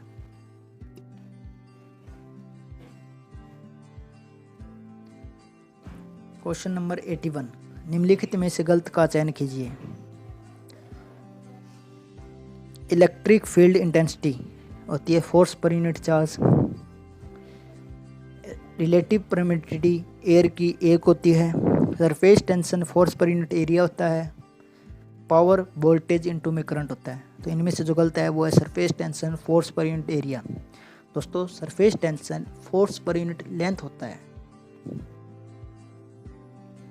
दोस्तों अगर आपसे पूछ लें कि जो पानी की बूंद है वो स्फेरिकल शेप बना लेती है, इसका कारण होता है सरफेस टेंशन। 82वां क्वेश्चन, निम्नलिखित में से इलेक्ट्रिक करंट से संबंधित कथन गलत कथन कौन सा है, यानी गलत बताना है। तो करंट की यूनिट होती है एम्पियर। आई यानी करंट होता है चार्ज पर यूनिट टाइम। यह एक स्केलर क्वांटिटी है। गैल्वेनोमीटर को एमीटर बनाते समय सेंटर रेजिस्टेंस जो कि हाई रेजिस्टेंस का प्रयोग किया जाता है। तो इनमें से जो गलत है वो ऑप्शन 4। दोस्तों गैल्वेनोमीटर को वोल्टमीटर भी बनाया जा सकता है, एमीटर भी बनाया जा सकता है। लेकिन जब हम एमीटर बनाएंगे तो उसमें पैरेलल में रेजिस्टेंस लगाएंगे एस, जिसे सेंटर रेजिस्टेंस कहते हैं, और इसकी वैल्यू लो होगी। जबकि वोल्टमीटर बनाएंगे तो सीरीज में लगाएंगे रेजिस्टेंस जिसकी वैल्यू हाई रेजिस्टेंस होगी। 83वां क्वेश्चन, निम्नलिखित में से गलत का चयन कीजिए। जो कॉन्वेक्स लेंस होते हैं वो कन्वर्जिंग नेचर के होते हैं, यानी अभिसारी। कॉनकेव लेंस होते हैं वो डाइवर्जिंग नेचर के होते हैं, यानी अपसारी। और पावर ऑफ लेंस होती है जो रेसिप्रोकल होती है रेडियस की। और यूनिट ऑफ पावर होती है वो डायप्रोक्टर होती है। तो इनमें से जो गलत है वो है power of lens is reciprocal of radius. दोस्तों लेंस की power reciprocal of focal length होती है, ना कि रेडियस। बाकी तीनों ऑप्शन सही है। 84वां question, TIR total internal reflection होने के लिए कौन सी कंडीशन होना ज़रूरी नहीं है। तो दोस्तों TIR होने के लिए 3 कंडीशन का होना ज़रूरी है। बाकी एक कंडीशन है जिसका ज़रूरी नहीं है, वो आपको बताना है। प्रकाश रेखा डेंसर से रेयर मीडियम जानी चाहिए। इंसिडेंट एंगल क्रिटिकल एंगल से ज़्यादा होना चाहिए। रिफ्रैक्टेड एंगल 90 डिग्री से ज़्यादा होना चाहिए। TIR केवल डायमंड में संभव है। दोस्तों पहली तीनों कंडीशन होनी चाहिए TIR के लिए, लेकिन TIR डायमंड में पॉसिबल है ये बात सही नहीं है। ऑप्टिकल फाइबर जिसमें डायमंड नहीं होता TIR होता है। मिराज यानी रेगिस्तान इलाकों पर पानी का दिखना एक मिराज है, वो भी एक TIR का उदाहरण है। 85वां क्वेश्चन, जब कोई प्रकाश किरण प्रिज्म से गुजरती है तो वह कई रंगों में बिखर जाती है। इस बिखराव को किस कंडीशन से कम किया जा सकता है। यानी प्रिज्म से कोई भी वाइट लाइट गुजरती है तो 7 रंगों में फैलती है, लेकिन इस बिखराव को कम करना है हमें, तो क्या करेंगे। जब रिफ्रैक्टेड रे प्रिज्म से समांतर हो जाए, इंसिडेंट एंगल एमर्जेंट एंगल बराबर हो जाए, angle of refraction angle of prism से आधा हो जाए, ऑल ऑफ द चीज। इसका आंसर होगा ऑल ऑफ द अबो। तो दोस्तों अगर ऊपर वाली तीनों कंडीशन होगी तो जो डेविएशन हो रहा है, जो विखराव हो रहा है, वो कम से कम होगा। दोस्तों बिखराव हम देख सकते हैं डायग्राम में, तो सबसे जो कम बिखराव होता है वो रेड लाइट का होता है, सबसे ज़्यादा वॉयलेट का। यानी जैसे जैसे वेवलेंथ कम होगी, रेड लाइट की वेवलेंथ सबसे ज़्यादा होती है, वॉयलेट की सबसे कम होती है। जैसे जैसे वेवलेंथ कम होगी तो जो डेविएशन है, जो बिखराव है, वो ज़्यादा होगा। 86वां क्वेश्चन, निम्नलिखित में से गलत का चयन कीजिए। 1 कैलोरी 4.18 जूल के बराबर होता है। एब्सोल्यूट टेम्परेचर -273.15 डिग्री केल्विन होता है। High temperature means high temperature measure by pyrometer degree Fahrenheit is equal to 9/5 degree Celsius plus 32। तो इनमें से जो गलत है वो है option second, absolute temperature -273.15 degree kelvin. 0 kelvin से नीचे तो टेम्परेचर होता ही नहीं है। ये कह रहा है -273.15 केल्विन। तो अगर यहाँ पर डिग्री सेल्सियस होता तो ये ऑप्शन सही होता, या फिर 0 केल्विन होता तो भी एब्सोल्यूट टेम्परेचर सही होता। बाकी तीनों ऑप्शन बिल्कुल सही है। दोस्तों अगर वॉल्यूम की बात करें, कोई भी गैस या कोई भी चीज़ की वॉल्यूम 0 हो जाएगी कब? एब्सोल्यूट टेम्परेचर पर। आप ग्राफ में देख सकते हैं, जब एब्सोल्यूट टेम्परेचर होगा तो वर्टिकल वाली चीज़ यानी वॉल्यूम 0 हो जाएगी। लाइट से कौन सा कथन संबंध नहीं रखता? तो प्रकाश की चाल होती है 3 × में 10⁸ मीटर पर सेकंड। चंद्रमा से पृथ्वी तक प्रकाश आने का समय लगता है 1.25 सेकंड। सूर्य से पृथ्वी तक प्रकाश आने का समय लगता है 8 मिनट 22 सेकंड। सूर्य का प्रकाश समुद्र में 262 मीटर की गहराई तक चला जाता है। तो इनमें से जो गलत है वो है सूर्य का प्रकाश समुद्र में 262 फुट की गहराई पर चला जाता है। मीटर में बात करेंगे तो 80 मीटर।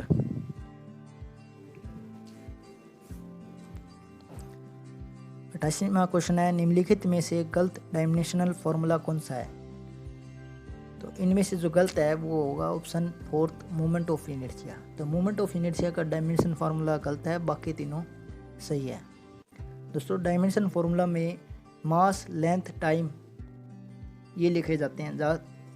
इसके अलावा टेम्परेचर भी आ जाता है जिसे केल्विन यानी के से लिखे जाएंगे। करंट आ जाता है जिसे एमीटर यानी फंडामेंटल यूनिट डायमेंशन फार्मूला के अंदर होती है, जो कि 7 है।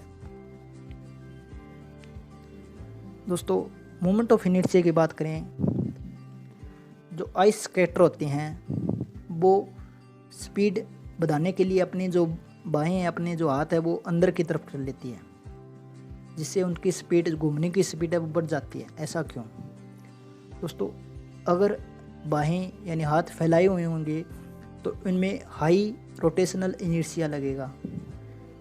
हाथ अंदर ले जाएंगे तो रोटेशनल इनर्शिया वो कम हो जाएगा। इनर्शिया का यहाँ मतलब है, इनर्शिया मतलब रोक रहा है, यानी स्पीड को बढ़ने से रोक रहा है। यानी हाई रोटेशनल इनर्शिया है मतलब घूमने से रोक रहा है। अगर कम हो जाएगा तो फास्टर घूमेगा, तेज़ घूमेगा। तो ये मोमेंट ऑफ इनर्शिया पर आधारित होते हैं। क्वेश्चन नंबर 89, निम्नलिखित में से गलत यूनिट किसकी है? लीनियर मोमेंटम की यूनिट होती है kg मीटर पर सेकंड। इम्पल्स की यूनिट होती है न्यूटन सेकंड। स्ट्रेन की यूनिट होती है न्यूटन पर मीटर स्क्वायर। फ्रीक्वेंसी की यूनिट होती है सेकंड इनवर्स। तो इनमें से जो गलत है वो है स्ट्रेन की यूनिट न्यूटन मीटर स्क्वायर। दोस्तों फ्रीक्वेंसी की ऐसा यूनिट तो हर्ट होती है, लेकिन यूनिट की बात कर रहा है यहाँ पर, तो सेकंड इनवर्स सही होगा। लेकिन स्ट्रेन होती है चेंज, कितना चेंज हुआ है, चाहे वो लेंथ में हो, एरिया में हो, वॉल्यूम हो, बटा में ओरिजिनल कितना है। तो चेंज इन लेंथ बटा में ओरिजिनल लेंथ करेंगे तो ऊपर नीचे दोनों लेंथ है तो कटकर यूनिट लेस हो जाएगा। लेकिन स्ट्रेस की बात करें, स्ट्रेस और प्रेशर एक ही चीज़ होता है, उसकी यूनिट होती है न्यूटन पर मीटर स्क्वायर। स्ट्रेन की कोई भी यूनिट नहीं होती।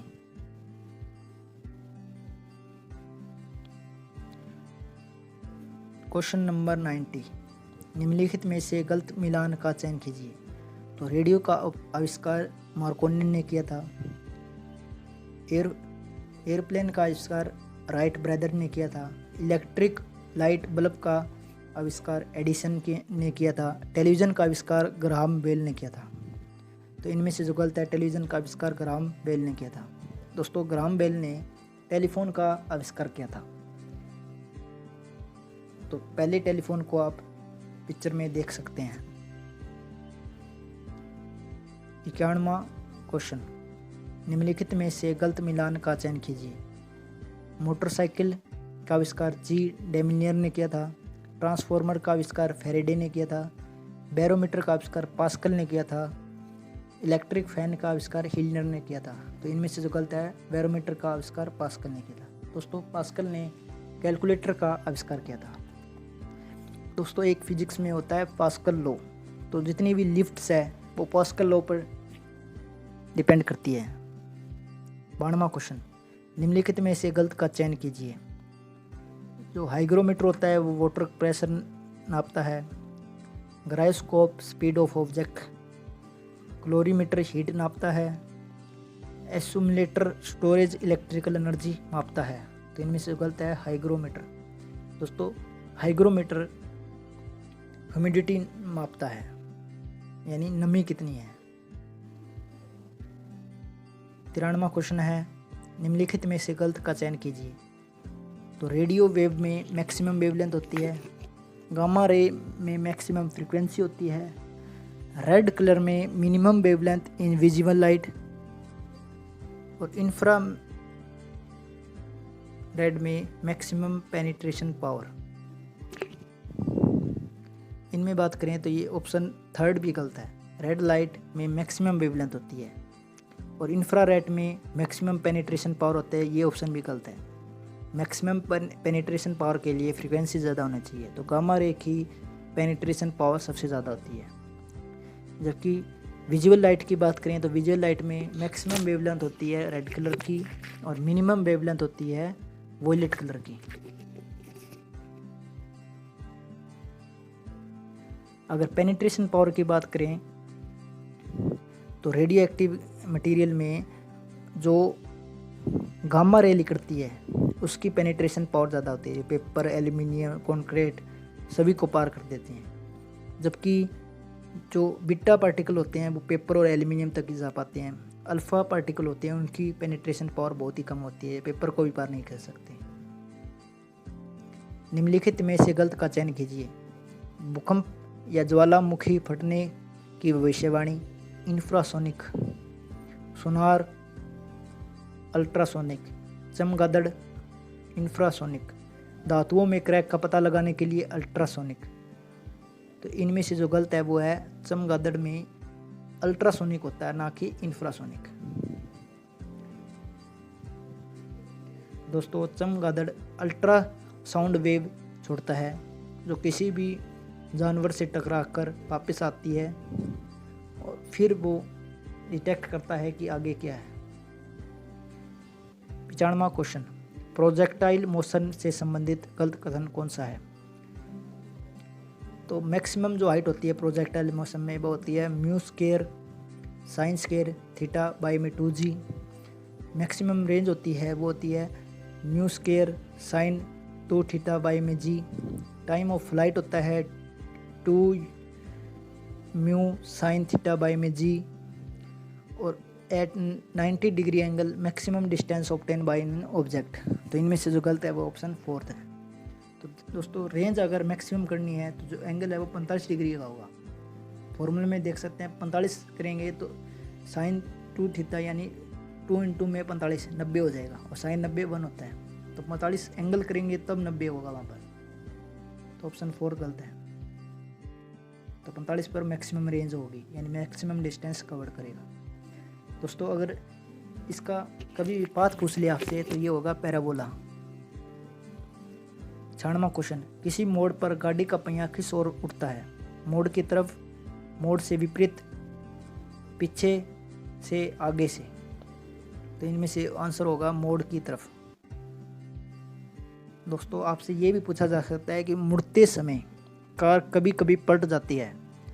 जब यह पलटती है तो सबसे पहले भीतरी पहिया ज़मीन को छोड़ता है, सबसे पहले बाहरी पहिया ज़मीन को छोड़ता है, दोनों पहिए एक साथ ज़मीन को छोड़ते हैं, दोनों कोई भी पहिया ज़मीन को पहले छोड़ सकता है।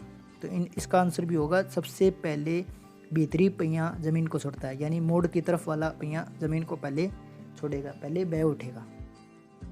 97वां क्वेश्चन है, निम्नलिखित में से गलत का चयन कीजिए। रोलिंग फ्रिक्शन कम होता है स्टैटिक फ्रिक्शन से। वॉशिंग मशीन होती है वो सेंट्रीफ्यूगल फोर्स पर काम करती है। और सर्कल में कोई भी वर्क डन करते हैं वो 0 होता है। डिस्प्लेसमेंट डिस्टेंस से कम या बराबर होती है। तो इनमें से जो गलत है वो है ऑप्शन 4, डिस्प्लेसमेंट हमेशा डिस्टेंस से ज़्यादा या बराबर हो सकती है। देख सकते हैं डिस्टेंस और डिस्प्लेसमेंट के बराबर। डिस्प्लेसमेंट हमेशा शॉर्टकट रास्ता होता है। शॉर्टकट रास्ता डिस्टेंस के बराबर भी हो सकता है और नहीं तो डिस्टेंस से कम ही होगा। क्वेश्चन नंबर 98, यदि पानी को 0 डिग्री सेल्सियस से 10 डिग्री सेल्सियस तक गर्म किया जाए तो उसकी डेंसिटी पर क्या असर पड़ेगा? कम होगा, ज़्यादा होगा, पहले कम फिर ज़्यादा, पहले ज़्यादा फिर कम? तो इसका आंसर होगा पहले ज़्यादा फिर कम, यानी पानी का घनत्व पहले ज़्यादा होगा फिर कम होगा। कैसे? तो पानी की जो मैक्सिमम डेंसिटी होती है, मैक्सिमम घनत्व होता है वो 4 डिग्री सेल्सियस होता है। तो 0 से 10 जाएंगे तो 0 से 4 तक तो बढ़ेगा, यानी पहले ज़्यादा, और 4 से लेकर 10 तक कम होगा। अगर डेंसिटी की बात करें तो ये 1 होती है, 1 ग्राम सेंटीमीटर क्यूब होती है 4 डिग्री सेल्सियस पर, ये मैक्सिमम है, बाकी 1 से कम ही होगी। क्वेश्चन नंबर 99, निम्नलिखित में से गलत का चयन कीजिए। तो आइडियल जो वोल्टमीटर होता है उसमें इनफाइनाइट रेजिस्टेंस होता है। आइडियल एमीटर में 0 रेजिस्टेंस होता है। मैग्नेट में मोनोपोल एग्जिस्ट नहीं करते। गैल्वेनोमीटर के पैरेलल में हाई रेजिस्टेंस लगाकर उसे एमीटर बनाया जा सकता है। तो इनमें से जो गलत होगा ऑप्शन 4 होगा। आपको बताया था कि एमीटर बनाने के लिए पैरेलल में लो रेजिस्टेंस लगाना है, ना कि हाई, जबकि वोल्टमीटर बनाने के लिए गैल्वेनोमीटर के सीरीज में हाई रेजिस्टेंस लगाना है। बाकी तीनों ऑप्शन सही है। 100वां क्वेश्चन, अगर किसी वार मैग्नेट को बीच में से काट दिया जाए तो निम्नलिखित में से क्या नहीं होगा? यदि बार मैग्नेट को उसकी एक्सिस के पैरेलल काटा जाए तो उसकी पोल स्ट्रेंथ हाफ हो जाएगी। यदि बार मैग्नेट को उसकी एक्सिस के पैरेलल काटा जाए तो मैग्नेटिक डाइपोल मूवमेंट हाफ हो जाएगी। यदि बार मैग्नेट को उसकी एक्सिस के परपेंडिकुलर काटा जाए तो उसकी पोल स्ट्रेंथ हाफ हो जाएगी। यदि बार मैग्नेट को उसकी एक्सिस के परपेंडिकुलर काटा जाए तो मैग्नेटिक डाइपोल मूवमेंट हाफ हो जाएगा। तो इनमें से जो गलत है ना वो होगा ऑप्शन 3। दोस्तों, जो मैग्नेटिक डाइपोल मूवमेंट होती है ना, वो अगर हाफ कर दी मतलब मैग्नेट को तो आधी हो जाएगी, सीधी सी बात है। लेकिन जो पोल स्ट्रेंथ होती है ना, वो परपेंडिकुलर एक्सिस के परपेंडिकुलर काटने पर उस पर कोई प्रभाव नहीं पड़ेगा। लेकिन अगर पैरेलल काट दी एक्सिस के तो पोल स्ट्रेंथ भी हाफ हो जाएगी। ये डायग्राम में आप देख सकते हैं कि जो मैग्नेट है वो उसकी एक्सिस के परपेंडिकुलर कटी है। तो इसमें जो मैग्नेटिक डाइपोल मूवमेंट है वो तो हाफ हो जाएगा, लेकिन पोल स्ट्रेंथ सेम रहेगी। यानी पोल तो बन गए, नॉर्थ पोल और साउथ पोल, तो पोल स्ट्रेंथ क्या रहेगी? सेम रहेगी। क्वेश्चन नंबर 101, ट्रांसफार्मर में एडी करंट को कम करने के लिए क्या नहीं किया जाता? एडी करंट ट्रांसफार्मर में लॉसेस का काम करता है, तो एडी करंट को कम करना होता है। इसके लिए ट्रांसफार्मर में स्लॉट बनाए जाते हैं, लेमिनेटेड शीट बनाई जाती है, इंसुलेटिंग ऑयल डाला जाता है, ट्रांसफार्मर को स्टील से बनाया जाता है। तो इनमें से जो गलत है वो है ट्रांसफार्मर को स्टील से बनाया जाता है। बाकी तीनों काम किए जाते हैं जिससे एडी करंट कम हो जाएगा, लेकिन स्टील से नहीं बनाया जाता। स्टील से क्यों नहीं बनाया जाता? आप डायग्राम में देख सकते हैं, स्टील और आयरन, सॉफ्ट आयरन में हिस्टीरियस लॉस का डायग्राम है ये। तो हिस्टीरियस लॉस स्टील में ज़्यादा होता है सॉफ्ट आयरन से, यानी लॉसेज स्टील में ज़्यादा होगा। दूसरी बात, स्टील परमानेंट मैग्नेट बना लेता है जबकि सॉफ्ट आयरन टेम्परेरी मैग्नेट बनाता है। तो इन दो कारणों के कारण ट्रांसफार्मर सॉफ्ट आयरन के बनाए जाते हैं, ना कि स्टील के। क्वेश्चन 102, ट्रांसफार्मर के संबंध में कौन सा कथन सही नहीं है? तो स्टेप अप ट्रांसफार्मर में वोल्टेज बढ़ाया जाता है, स्टेप डाउन ट्रांसफार्मर में करंट बढ़ाया जाता है, स्टेप अप ट्रांसफार्मर में सेकेंडरी बाइंडिंग प्राइमरी बाइंडिंग से ज़्यादा होती है, ट्रांसफार्मर सेल्फ इंडक्शन के प्रिंसिपल काम करता है। तो इनमें से जो गलत है वो है ऑप्शन 4, ट्रांसफॉर्मर सेल्फ इंडक्शन के प्रिंसिपल काम नहीं करता, जबकि म्यूचुअल इंडक्शन पर काम करता है। दोस्तों, स्टेप अप का मतलब है कि वोल्टेज बढ़ा दी, स्टेप डाउन का मतलब है वोल्टेज घटा दी। लेकिन जब वोल्टेज बढ़ेगी तो करंट कम होगा। तो स्टेप अप में करंट कम होगा और स्टेप डाउन में वोल्टेज तो कम होगी लेकिन करंट बढ़ेगा। उल्टा होता है एक दूसरे का।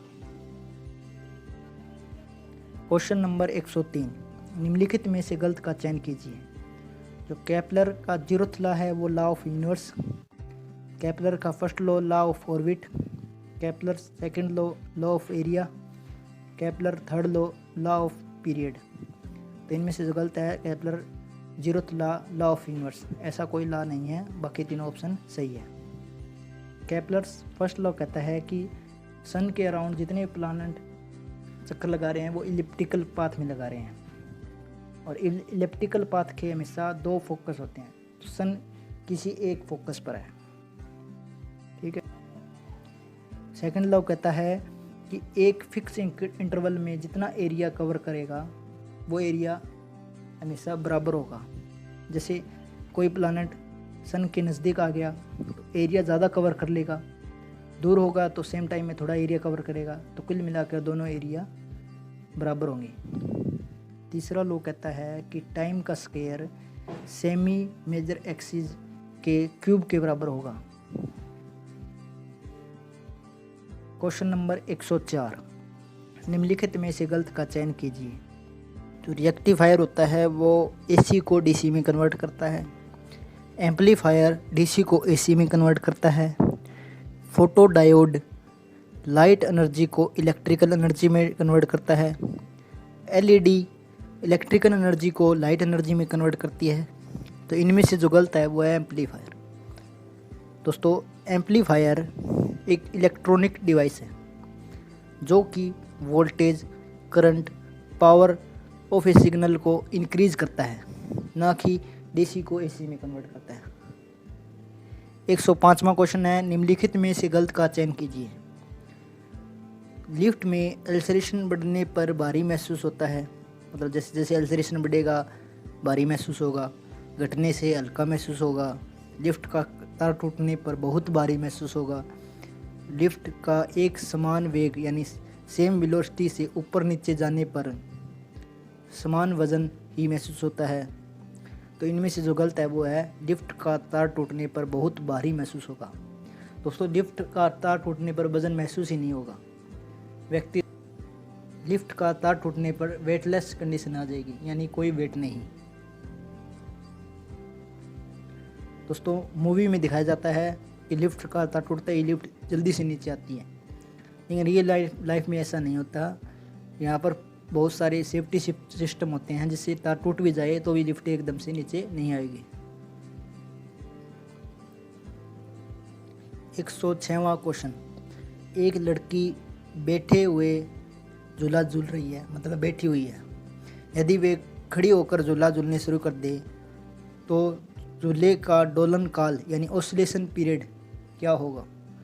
कम हो जाएगा, बढ़ जाएगा, सेम रहेगा, अब दोलन धीरे धीरे होगा? तो आंसर होगा कम हो जाएगा। कैसे? दोस्तों, आप देख सकते हैं जो लड़की है उसके सेंटर ऑफ ग्रेविटी ऊपर से L डिस्टेंस पर है, बैठी है। तो अगर वे खड़ी हो जाएगी तो उसके सेंटर ऑफ ग्रेविटी ऊपर आ जाएगी, यानी जो डिस्टेंस है, जो लेंथ है वो कम हो जाएगी। अगर लेंथ कम हो जाएगी तो टाइम पीरियड का फार्मूला होता है 2π√L/g। अगर लेंथ कम हो गई तो इसका मतलब टाइम पीरियड कम होगा, मतलब टाइम पीरियड कम लगेगा। इसका मतलब दोलन जो है वो जल्दी जल्दी होगा, टाइम कम लगेगा मतलब दोलन जल्दी जल्दी होगा। तो ऑप्शन ए इसका सही होगा, टाइम पीरियड पूछा है। 107वां क्वेश्चन, बर्नौली इक्वेशन में क्या कंजर्वेशन यानी संरक्षण रहता है? एनर्जी, मास, एंगुलर मोमेंटम, वेलोसिटी। तो इसका आंसर होगा एनर्जी। बर्नौली इक्वेशन में एनर्जी इक्वल रहती है। बर्नौली इक्वेशन में kinetic energy plus potential energy plus pressure energy का सम इनिशियली और फाइनली सेम रहता है।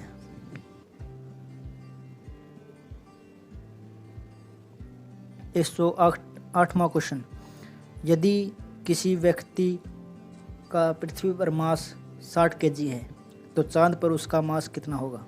10 kg, 6 kg, 60 kg, 12 kg। तो इसका आंसर होगा 60 kg, क्योंकि मास कभी भी चेंज नहीं होता, वेट चेंज होता है। अगर मास और वेट की डिफरेंस की बात करें तो मास का मतलब होता है कि इसमें कितना अमाउंट में मैटर है, लेकिन वेट की बात करें तो वेट ग्रेविटी पर डिपेंड करता है। जैसे जैसे ग्रेविटी चेंज होगी वेट भी चेंज हो जाएगा। तो अगर और डिफरेंस की बात करें तो मास के मैग्नीट्यूड होता है, डायरेक्शन नहीं होता, जबकि वेट की डायरेक्शन और मैग्नीट्यूड दोनों होते हैं। इसलिए मास एक स्केलर क्वांटिटी है और वेट एक वेक्टर क्वांटिटी है। इसके अलावा इसकी यूनिट, मास की यूनिट ग्राम होती है या फिर किलोग्राम, लेकिन वेट की ऐसा यूनिट न्यूटन होती है, जबकि CGS यूनिट डायन होती है। डायमेंशन फार्मूले की बात करें तो भी मास का m होता है, जबकि वेट का m1L1T-2 होता है। इस प्रकार आप मास और वेट में डिफरेंस देख सकते हैं। 109वां question, the spray bottles used as a window और हाउस होल्ड क्लीनर और परफ्यूम स्प्रे वर्क ऑन, यानी खिड़की या घरेलू क्लीनर या परफ्यूम की स्प्रे होती है, स्प्रे बोटल्स होती है, वो किस प्रिंसिपल पर काम करती है? Capillary action, Bernoulli principle, Pascal law, Stokes law. तो इसका आंसर होगा Bernoulli equation. The speed of light is will minimum while passing through, यानी डैश से गुजरते समय प्रकाश की गति न्यूनतम होती है, यानी स्पीड ऑफ लाइट सबसे कम किस में होती है? वाटर, वैक्यूम, एयर, गिलास। तो इसका आंसर होगा गिलास। यानी रिफ्रैक्टिव इंडेक्स जिसका ज़्यादा होगा उसमें स्पीड ऑफ लाइट कम होगी। दोस्तों रिफ्रैक्टिव इंडेक्स होता क्या है? ये स्पीड का ही रेस होता है, यानी ऊपर भी स्पीड नीचे भी स्पीड। ऊपर होती है speed of light in vacuum, जो कि 3 × 10⁸ मीटर पर सेकंड होती है। नीचे होती है कोई भी मीडियम के अंदर स्पीड ऑफ लाइट। अगर वैक्यूम की ही बात करें तो ऊपर भी वैक्यूम है, नीचे भी वैक्यूम हो जाएगा मीडियम की जगह, तो इसका आंसर होगा 1। इसे n या फिर म्यू से लिखते हैं। तो वैक्यूम के लिए रिफ्रैक्टिव इंडेक्स होता है 1। लेकिन वाटर, एयर, गिलास, इसकी बात करें तो इसमें स्पीड ऑफ लाइट कम हो जाती है, यानी मीडियम में स्पीड ऑफ लाइट कम हो जाएगी। तो ऊपर तो वैक्यूम है 3 × 10⁸, लेकिन नीचे कम होगी। जैसे जैसे नीचे कम होगा इसका मतलब ओवरऑल वैल्यू बढ़ रही है, कि नीचे वाला कम हो रहा है ना, तो ओवरऑल वैल्यू बढ़ रही है, तो 1 से ज़्यादा होगा। तो एयर का रिफ्रैक्टिव इंडेक्स 1.01 लगभग होता है, यानी 1 के बराबर ही होता है वैक्यूम के। लेकिन गिलास की बात करें तो इसका 1.5 होता है, और वाटर की बात करें तो 1.3 होता है। तो इसका मतलब 1.5 सबसे ज़्यादा इसमें हो गया। तो जिसमें जितना रिफ्रैक्टिव इंडेक्स ज़्यादा होगा तो स्पीड ऑफ लाइट उसमें कम हो जाएगी। 111वां क्वेश्चन, कोई प्रकाश रेखा प्रिंसिपल एक्सिस के पैरेलल आकर मिरर से रिफ्लेक्ट होकर कहाँ मिलती है? सेंटर ऑफ कर्वेचर पर, फोकस पर, पोल पर, इनमें से कहीं नहीं। तो इसका आंसर होगा फोकस पर। डायग्राम में देख सकते हैं कि प्रिंसिपल एक्सिस के पैरेलल आ रही सभी लाइटें मिरर से रिफ्लेक्ट होकर फोकस पर जाकर मिल रही है, और जो डिस्टेंस है उसके कहते हैं फोकल लेंथ, यानी पोल से लेकर फोकस की डिस्टेंस फोकल लेंथ होती है। 112वां क्वेश्चन, निम्नलिखित में से गलत का चयन कीजिए। यदि कॉनकेव मिरर में वस्तु यानी ऑब्जेक्ट इन्फिनिटी से आता है तो इमेज रियल, छोटी और फोकस पर बनती है। यदि कॉनकेव मिरर में ऑब्जेक्ट सेंटर से दूर से आता है तो इमेज रियल, छोटी और फोकस और सेंटर पर के बीच बनती है। यदि कॉनकेव मिरर में ऑब्जेक्ट फोकस और सेंटर के बीच से आता है तो इमेज रियल, छोटी और सेंटर से दूर बनती है। यदि कॉनकेव मिरर में वस्तु सेंटर से आता है तो इमेज रियल, इन्वर्टेड और सेंटर पर बनती है। तो इनमें से जो गलत है वो है ऑप्शन 3। कैसे दोस्तों? अगर ऑब्जेक्ट सेंटर पर है तो कॉनकेव मिरर में जो इमेज बनेगी वो भी सेंटर पर ही बनेगी, ठीक है, सेम साइज़ की बनेगी लेकिन उल्टी मिलेगी और रियल बनेगी। दूसरी बात, अगर सेंटर और फोकस दोनों के बीच में अगर ऑब्जेक्ट है इमेज जो बनेगी वो सी के बाद में बनेगी, उल्टी बनेगी लेकिन बड़ी बनेगी और रियल बनेगी। तीसरी कंडीशन में अगर ऑब्जेक्ट फोकस पर है तो इमेज इन्फिनिटी पर बनेगी, रियल बनेगी, बहुत बड़ी बनेगी और इन्वर्टेड बनेगी। कॉनकेव मिरर में फोकस के आगे रखा जाए ऑब्जेक्ट तो जो इमेज बनेगी वो बड़ी बनेगी, सीधी बनेगी लेकिन वर्चुअल बनेगी। 113वां क्वेश्चन, निम्नलिखित में से गलत का चयन कीजिए। दोस्तों, अगर कोई प्रकाश रेखा ऑब्जेक्ट दूर के ऑब्जेक्ट से आकर कॉन्वेक्स, यहाँ पर कॉन्वेक्स मिरर हो गया, अब कॉन्वेक्स मिरर से रिफ्लेक्ट होकर इमेज जो बनेगी वर्चुअल सीधी फोकस बनेगी।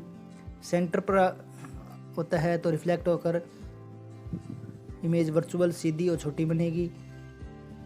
फोकस और पोल के बीच में होता है तो कॉनकेव मिरर से रिफ्लेक्ट होकर इमेज वर्चुअल सीधी बड़ी और दर्पण के पीछे बनेगी।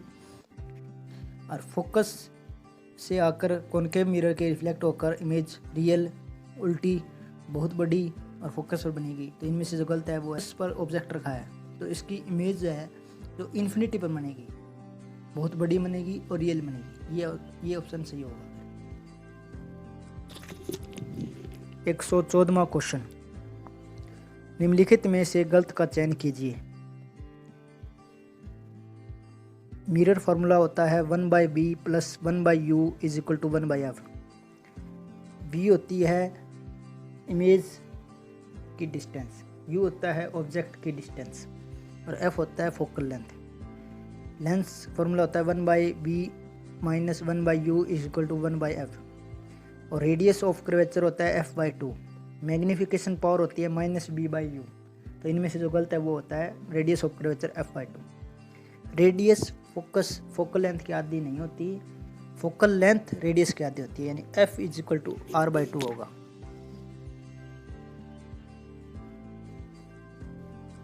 निम्नलिखित में से गलत का चयन कीजिए।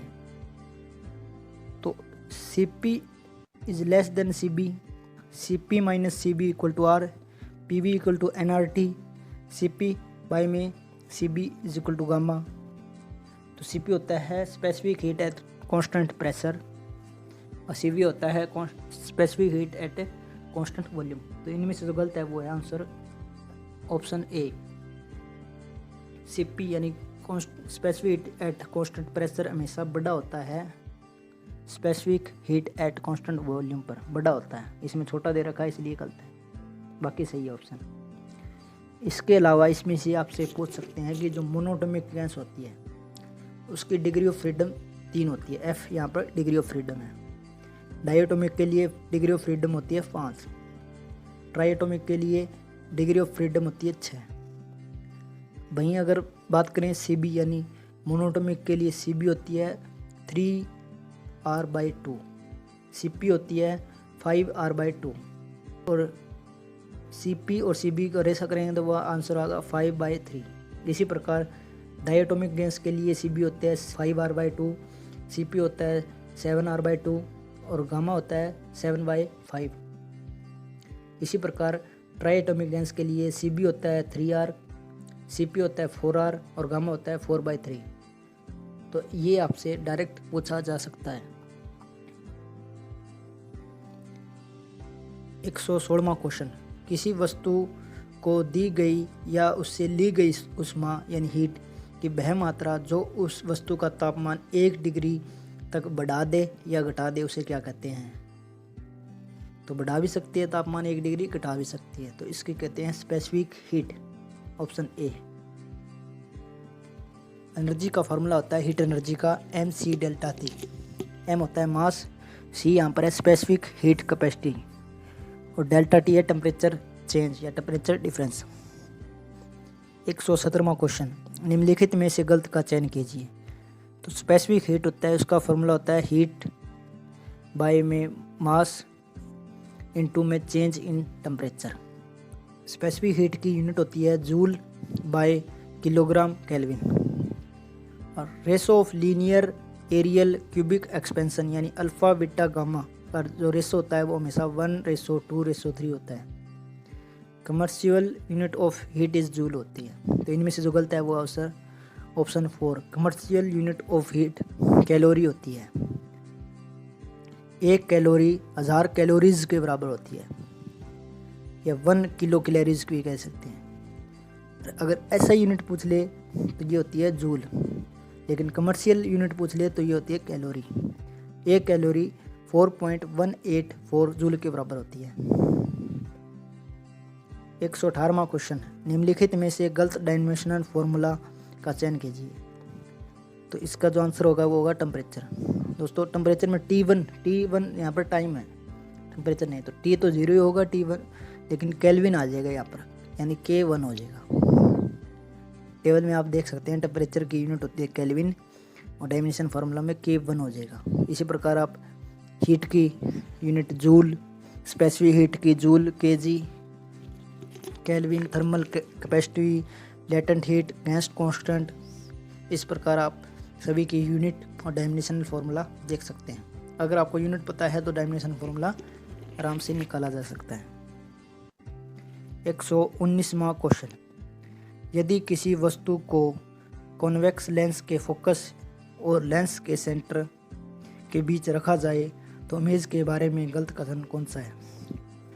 वर्चुअल बनेगी, इरेक्ट मतलब सीधी बनेगी, इनलार्ज बड़ी बनेगी, लेंस के आगे बनेगी। दोस्तों इसमें से जो गलत होगा वो लेंस के आगे, इसका मतलब इमेज लेंस के पीछे बनेगी। आप देख सकते हैं कि जो कॉन्वेक्स लेंस में AB ऑब्जेक्ट, जो ब्लैक लाइन है वो ऑब्जेक्ट है, वो फोकस और सेंटर O के बीच में रखा गया है, जिससे जो इमेज बनी है वो F1 और 2F1 के बीच में बनी है, यानी A-B- लाल वाली इमेज है। तो वो साइज में बड़ी बनी है, सीधी बनी है, वर्चुअल बनी है, आभासी है, ये रियल नहीं है, लेंस के पीछे बनी है, लेंस के पीछे बनी है। वहाँ पर लिख रखा था आगे, इसलिए गलत था ऑप्शन, बाकी तीनों ऑप्शन सही थे। 120वां क्वेश्चन, यदि 2 डायप्रोक्टर पावर के कॉन्वेक्स लेंस जिसकी मैग्नीफिकेशन पावर 1.5 है को 4 डायप्रोक्टर पावर के कॉनकेव लेंस जिसकी मैग्नीफिकेशन पावर 0.5 के साथ मिला दिया जाए तो टोटल पावर और टोटल मैग्नीफिकेशन पावर कितनी होगी, ये आपसे पूछा है।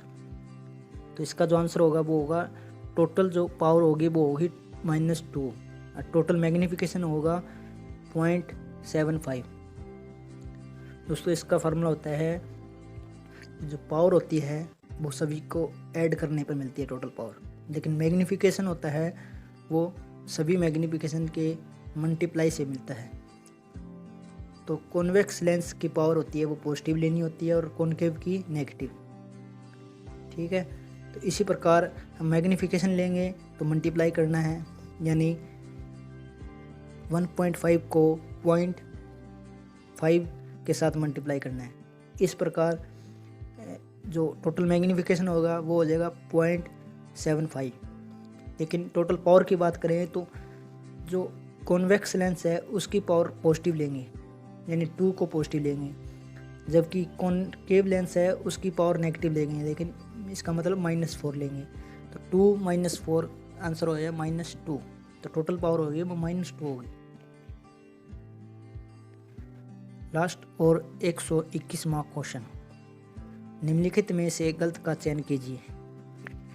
फेरोमैग्नेटिक मटेरियल की सेंसिटिविटी की वैल्यू पॉजिटिव होती है, पैरामैग्नेटिक मटेरियल की रिलेटिव परमिटिविटी की वैल्यू नेगेटिव होती है, परमानेंट मैग्नेट की रिटेंटिविटी बहुत होती है, टेम्परेरी मैग्नेट की करेक्टिविटी बहुत कम होती है। तो इनमें से जो गलत है वो है ऑप्शन सेकंड, पैरामैग्नेटिक मटेरियल की रिलेटिव परमिटिविटी पॉजिटिव होती है, इसमें नेगेटिव दे रखी है। नेगेटिव सिर्फ डायमैग्नेटिक की होती है, जबकि फेरामैग्नेटिक और पैरामैग्नेटिक की ये वैल्यू पॉजिटिव होती है। दोस्तों आप जो ग्राफ देख रहे हैं इंटेंसिटी ऑफ मैग्नेटाइजेशन और मैग्नेटिक फील्ड, इसमें करेक्टिविटी और रिटेंटिविटी की डेफिनेशन छुपी है। जैसे कि मैग्नेट जिस वैल्यू पर इंटेंसिटी ऑफ मैग्नेटाइजेशन यानी I जो वर्टिकल है वो 0 हो जाए वो होती है करेक्टिविटी, और जिस वैल्यू पर मैग्नेटाइजेशन फील्ड यानी H जीरो हो जाए वो होती है इंटेंसिटी। इसी प्रकार सेंसिटिविटी और रिलेटिव परमिटिविटी के बीच में रिलेशन होती है कि x is equal to mu r minus 1। तो x है यहाँ पर मैग्नेटिक सेंसिटिविटी और म्यू आर है रिलेटिव परमिटिविटी। ये दोनों आपसे डायरेक्ट पूछे जा सकते हैं। तो धन्यवाद दोस्तों। जय हिंद, जय भारत।